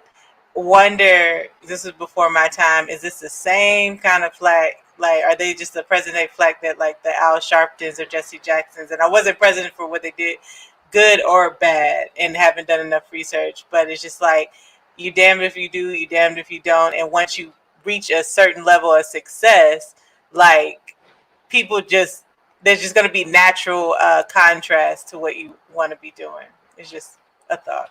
I'm gonna have to agree with that. No matter what we feel about Sharpton and all these people, if any of us tomorrow blow up as some sort of new age activists, you know what I'm saying? They're gonna be people that's gonna question your agenda, whether you're doing the work or not. But I also agree that BLM should distribute the money. I just think it should be distributed fairly. You know what I mean? I don't think nobody should feel their pain is more than anybody else's pain. I think it should be distributed fairly. You know what I mean? So Mohammed shaking his head no. I don't know how he's taking what I'm saying, but that's just my point. It should be distributed fairly. There are plenty of communities that could use that money versus one community taking a whole quarter of that, because then that leaves only 3 other quarters for 3 other people to receive the same support. And brother, I wholeheartedly agree with you, but BLM put themselves in that situation. They just gonna have to figure it out. I hear you. I'm not sticking up for BLM. I'm just doing a due diligence and looking at the whole picture. You follow me?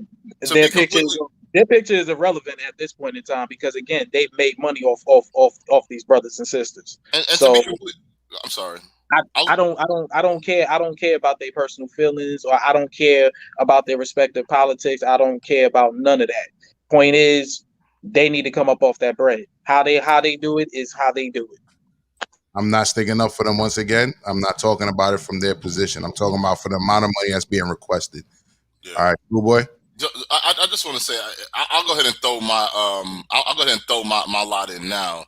I assume I would be surprised if this didn't happen, but I assume that what's going to happen is that the white establishment that is hedging around BLM is going to suck the money out of that organization, misuse those funds, and then 10 years, because think about it, BLM been around for damn near 10 years now. So they should have already had these processes in place. All the consultants they've been paying all these years, all the lawyers that's been, and accountants and CPAs have been around that organization all these years should have been created these processes. So for them now to be scrambling and having these issues today, it would seem like these would be issues that they had in year 2 and 3, not in years 7 and 8. Right. So, you know, I'm assuming they're going to suck the money out. It's going to be gone in 10, 15 years from now. They'll be having all kind of exposés about how the minority of white people and highly light-skinned people were getting all that goddamn money. I'm just saying. All right, so really quick, honorable mention, Kelso urges us to do research to find out that there is no one BLM. It's a blanket term used to describe random nonprofits. There is no one to hold accountable for BLM. Precious says, has any been to BLM website ever? ? It's not about us. I know what you're talking about. And Schoolboy has talked about going to a meeting and seeing what they said on the website in person, which is them, fighting for, sexual rights or whatever you want to call it. And Ahmad says, I thought George Soros runs BLM. Antoinette says, black people criticize NFAC as they should and got his ass the fuck out of here. And I don't know. And NFAC is still around. There's still a lot of people who believe in it wholeheartedly. So I don't know if anybody got them the fuck out of here. But I will say this, salute to Sleazy Aki for the generous donation. Also salute to Just One Love for her healthy donation this week. Chris Jones for his healthy donation this week. That was very appreciative and humbling. Between those few people, we raised almost $300 this week to be distributed between the co-hosts. So thank you guys. And we're not going to just do nothing with your money as we're talking about other people. We're going to actually, for one, start doing business with those of you who do sizable donations. I think for one, we're going to start calling you guys associate producers. We'll start there. So salute to the associate producers who put up so far this already this week. Chris Jones, Just One Love, Sleazy Aki. I hope I didn't miss anyone. Chris Jones, Sleazy Aki, Just One Love. Yes, between you guys are and honorable mention to Brooklyn Honcho and Steve, who given sizable donations in the past as well, to the point where they damn near co-producers, but we're gonna work on that. But right now I'm gonna start calling y'all associate producers. Salute to you guys. And I'll salute to everybody in the chat. Mimi, I'll give you the last word. Oh yeah, well thank you to that, and thank you to all the donations. And here's your tax dollars at work right now. So I told you I don't get notifications on my phone, but every time Logic says thank you for the donations, I'll go and I'll look, and I just keep it there because I want to eventually get like a nicer camera, and I'm so close to that just from saving the money. So it really means a lot that you guys support us in that kind of way, and we use it to put back in the show. And so when y'all see me with the next glow, it may not be the skincare routine, it may just be because I got a fly ass webcam to do the show. So thank you everybody. Well, I will urge everybody to, when you get donations, please salute these people on the show. They don't have to do it. You know what I mean? Please salute them. We don't want to be one of those people who take the donations and never say nothing. Please check your cash apps after the show and come back the next day with your list. Please, I say that to everybody, all right? Yeah. And I do reply when I see it on Cash App. So, and thank y'all. So I'll do a better job of checking so I can say thanks publicly. Just One Love says y'all the best. No, you the best associate producer. You're the best. And Rose Show, someone who also donates, says great show. Happy Friday. Thank you to Rose Show. Salute to all the associate producers out there. Internet says I love and appreciate the chat. Thank you. We all love and appreciate the chat. Real talk. Salute to you guys. And with all that being said, thank you to my co-host J Doug, StepGotJokes, who pulled up earlier, Mimi F Baby, Schoolboy, Mohammed X Shakur. It's a Black Friday when Mohammed X Shakur pulls up. And salute to the chat. And with that being said, this has been the Morning Rant.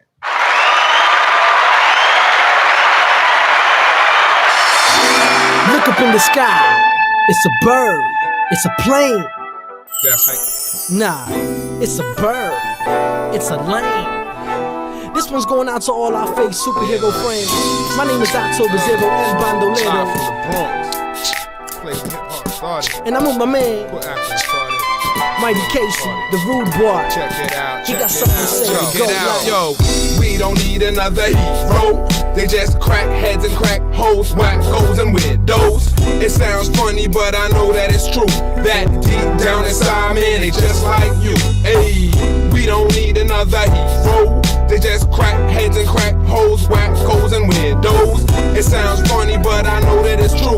That deep down inside, man, they just like you. Yo, I heard the Flash was on speed and the Hulk was on crack. Batman got bagged up for beating on blacks. Spider-Man shooting up, you could tell by the tracks. G.I. Joe killed 100 little kids in Iraq.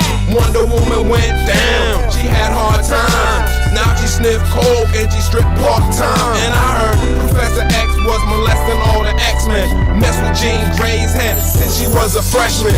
Democrats is Autobots, Republicans Decepticons. Bushes like Starscream, Changes like Megatron. Fuck the whole world up, fighting over Energon. Don't give a fuck about who the fuck they stepping on. Now you got Lion-O, cheating on Chitara. Had a couple furballs and said he ain't the father. That's how I know all these heroes ain't that super. Cause Clark killed Lois, she was fucking with Lex Luthor. And we don't need another hero. They just crack heads and crack holes, whack goals and windows. It sounds funny, but I know that it's true. That deep down inside, man, they just like you. Hey, we don't need another hero. They just crack heads and crack holes, whack goes and weirdos. It sounds funny, but I know that it's true. That deep down inside, man, they just like you. Watch who you're up to, find out what they up to. Some of them nuts too, messed up and fucked up too. They like to fuck too, drink and do drugs too. Some of them gangsters, some of them thugs too. Sound like the front too, some is corrupt too. Watch your back, they might try to corrupt you. They say trust me when they mean fuck you. They say love me, but nah, they ain't love you. Hey, shit, man, what's going on? What up, man? Yo, I heard He-Man on steroids, kid. Get the fuck out. I could have sworn I seen Captain America in front of the White House stealing some lady purse, man. Really say Captain Planet was dumping some oil over in Alaska. I don't know. Get the fuck out of here. Yo, I seen some butt-ass naked Power Ranger selling his suit for $5, man, down the block. What is it? Power Ranger. You better watch who you idolize. Look into their private life. You might see their whole life is a lot of lies. Rip off a lot of guys' lies, commit a lot of crime. And when they do get caught, they don't apologize. They just lie again, blame it on some other guys. True story, biography, unauthorized. Watch who says who's good and who's evil. Cause evil play good and villains play evil. We don't need another hero. They just crack heads and crack holes, whack goes and windows. It sounds funny, but I know that it's true. That deep down inside, man, they just like you. Hey, we don't need another hero. They just crack heads and crack holes, whack goes and windows. It sounds funny, but I know that it's true. That deep down inside, man, they just like you. Like you.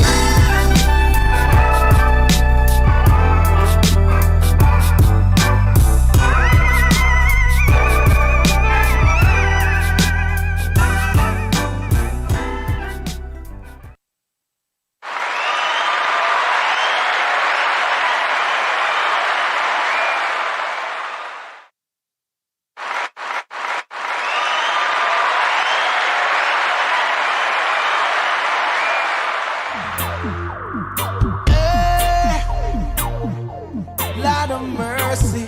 Yeah, man, I know Kingston. Lord of his mercy. You know, them bring out the lion in me. Them I feel me raw. Now bow down to no Babylon law. Them can't imply me. Them can't destroy me. Solid as a rock when they try to hold me back. Free up your mind from mental slavery. Only way you know yourself is know it completely. You've got to live righteous. It's hard cause they spite us.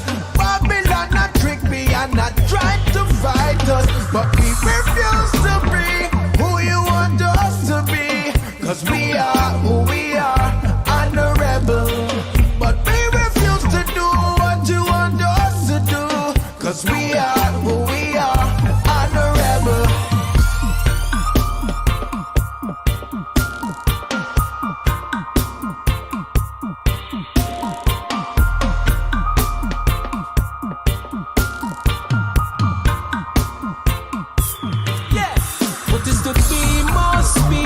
We're destined to make it, cause we're destined for greatness. No rest, progress, keep creating. Said them can't break down what they have not created. New paths we keep making. Up the land, it's groundbreaking. No but just fly over the hills and the valleys. Reach for the sky, it should be mandatory. Just give it a try and don't let them steal your glory. That's why we push ourselves, making sure we write a better story. Cause we refuse to be who you want us to be.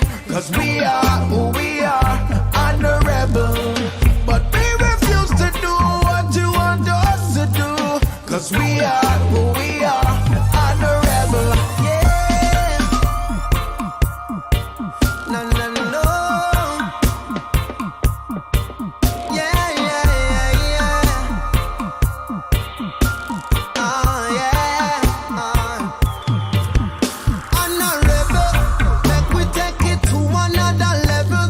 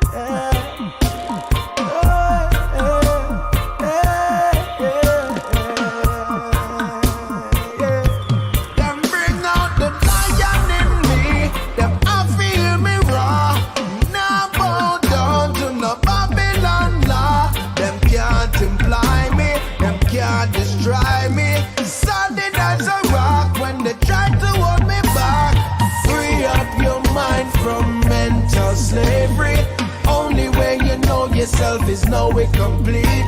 You got to live righteous. It's hard cause they spite us. Babylon not trick me and not try to fight us. But we refuse to be who you want us to be. Cause we are who we are, honorable. But we refuse to do what you want us to do. Cause we are who we are, honorable. Cause we are who we are, honorable. Cause we are who we are, honorable.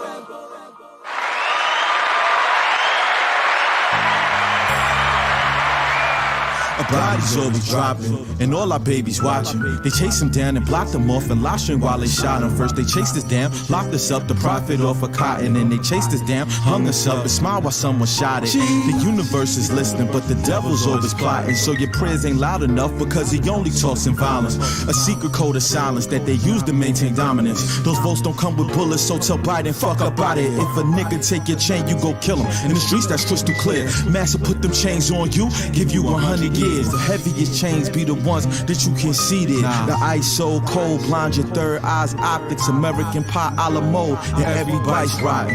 They shot him on his couch while he was eating Haagen-Dazs. They even shot her in her sleep, and she was out there saving lives. They shot Tamir for playing, he shot them just for praying. Then the cops went out and copped them Burger King with extra fries. The cops are KKK and they ain't even trying to hide. I went and copped a big AK and then I got it supersized. I grabbed my vest up off the dresser, laced my boots up extra tight. Kiss my wife and hold my daughter, hope I make it through the night. But if I don't, won't go out bleeding, I'll go out squeezing. Just like Gavin Long and Micah X, they both have valid reasons. When you shackled in the pressure, color justified your death. They yelling at you, stop resisting with their knee inside your neck. And that's just some shit that I'm supposed to sit back and accept. Fuck a check, ain't no rest until I get that cracker's head, nigga. Blab that gat in your mouth. The Klan no longer just wears white hoods and white sheets, but now the Klan wears black robes and sits on the judge's bench to rule from the courtroom.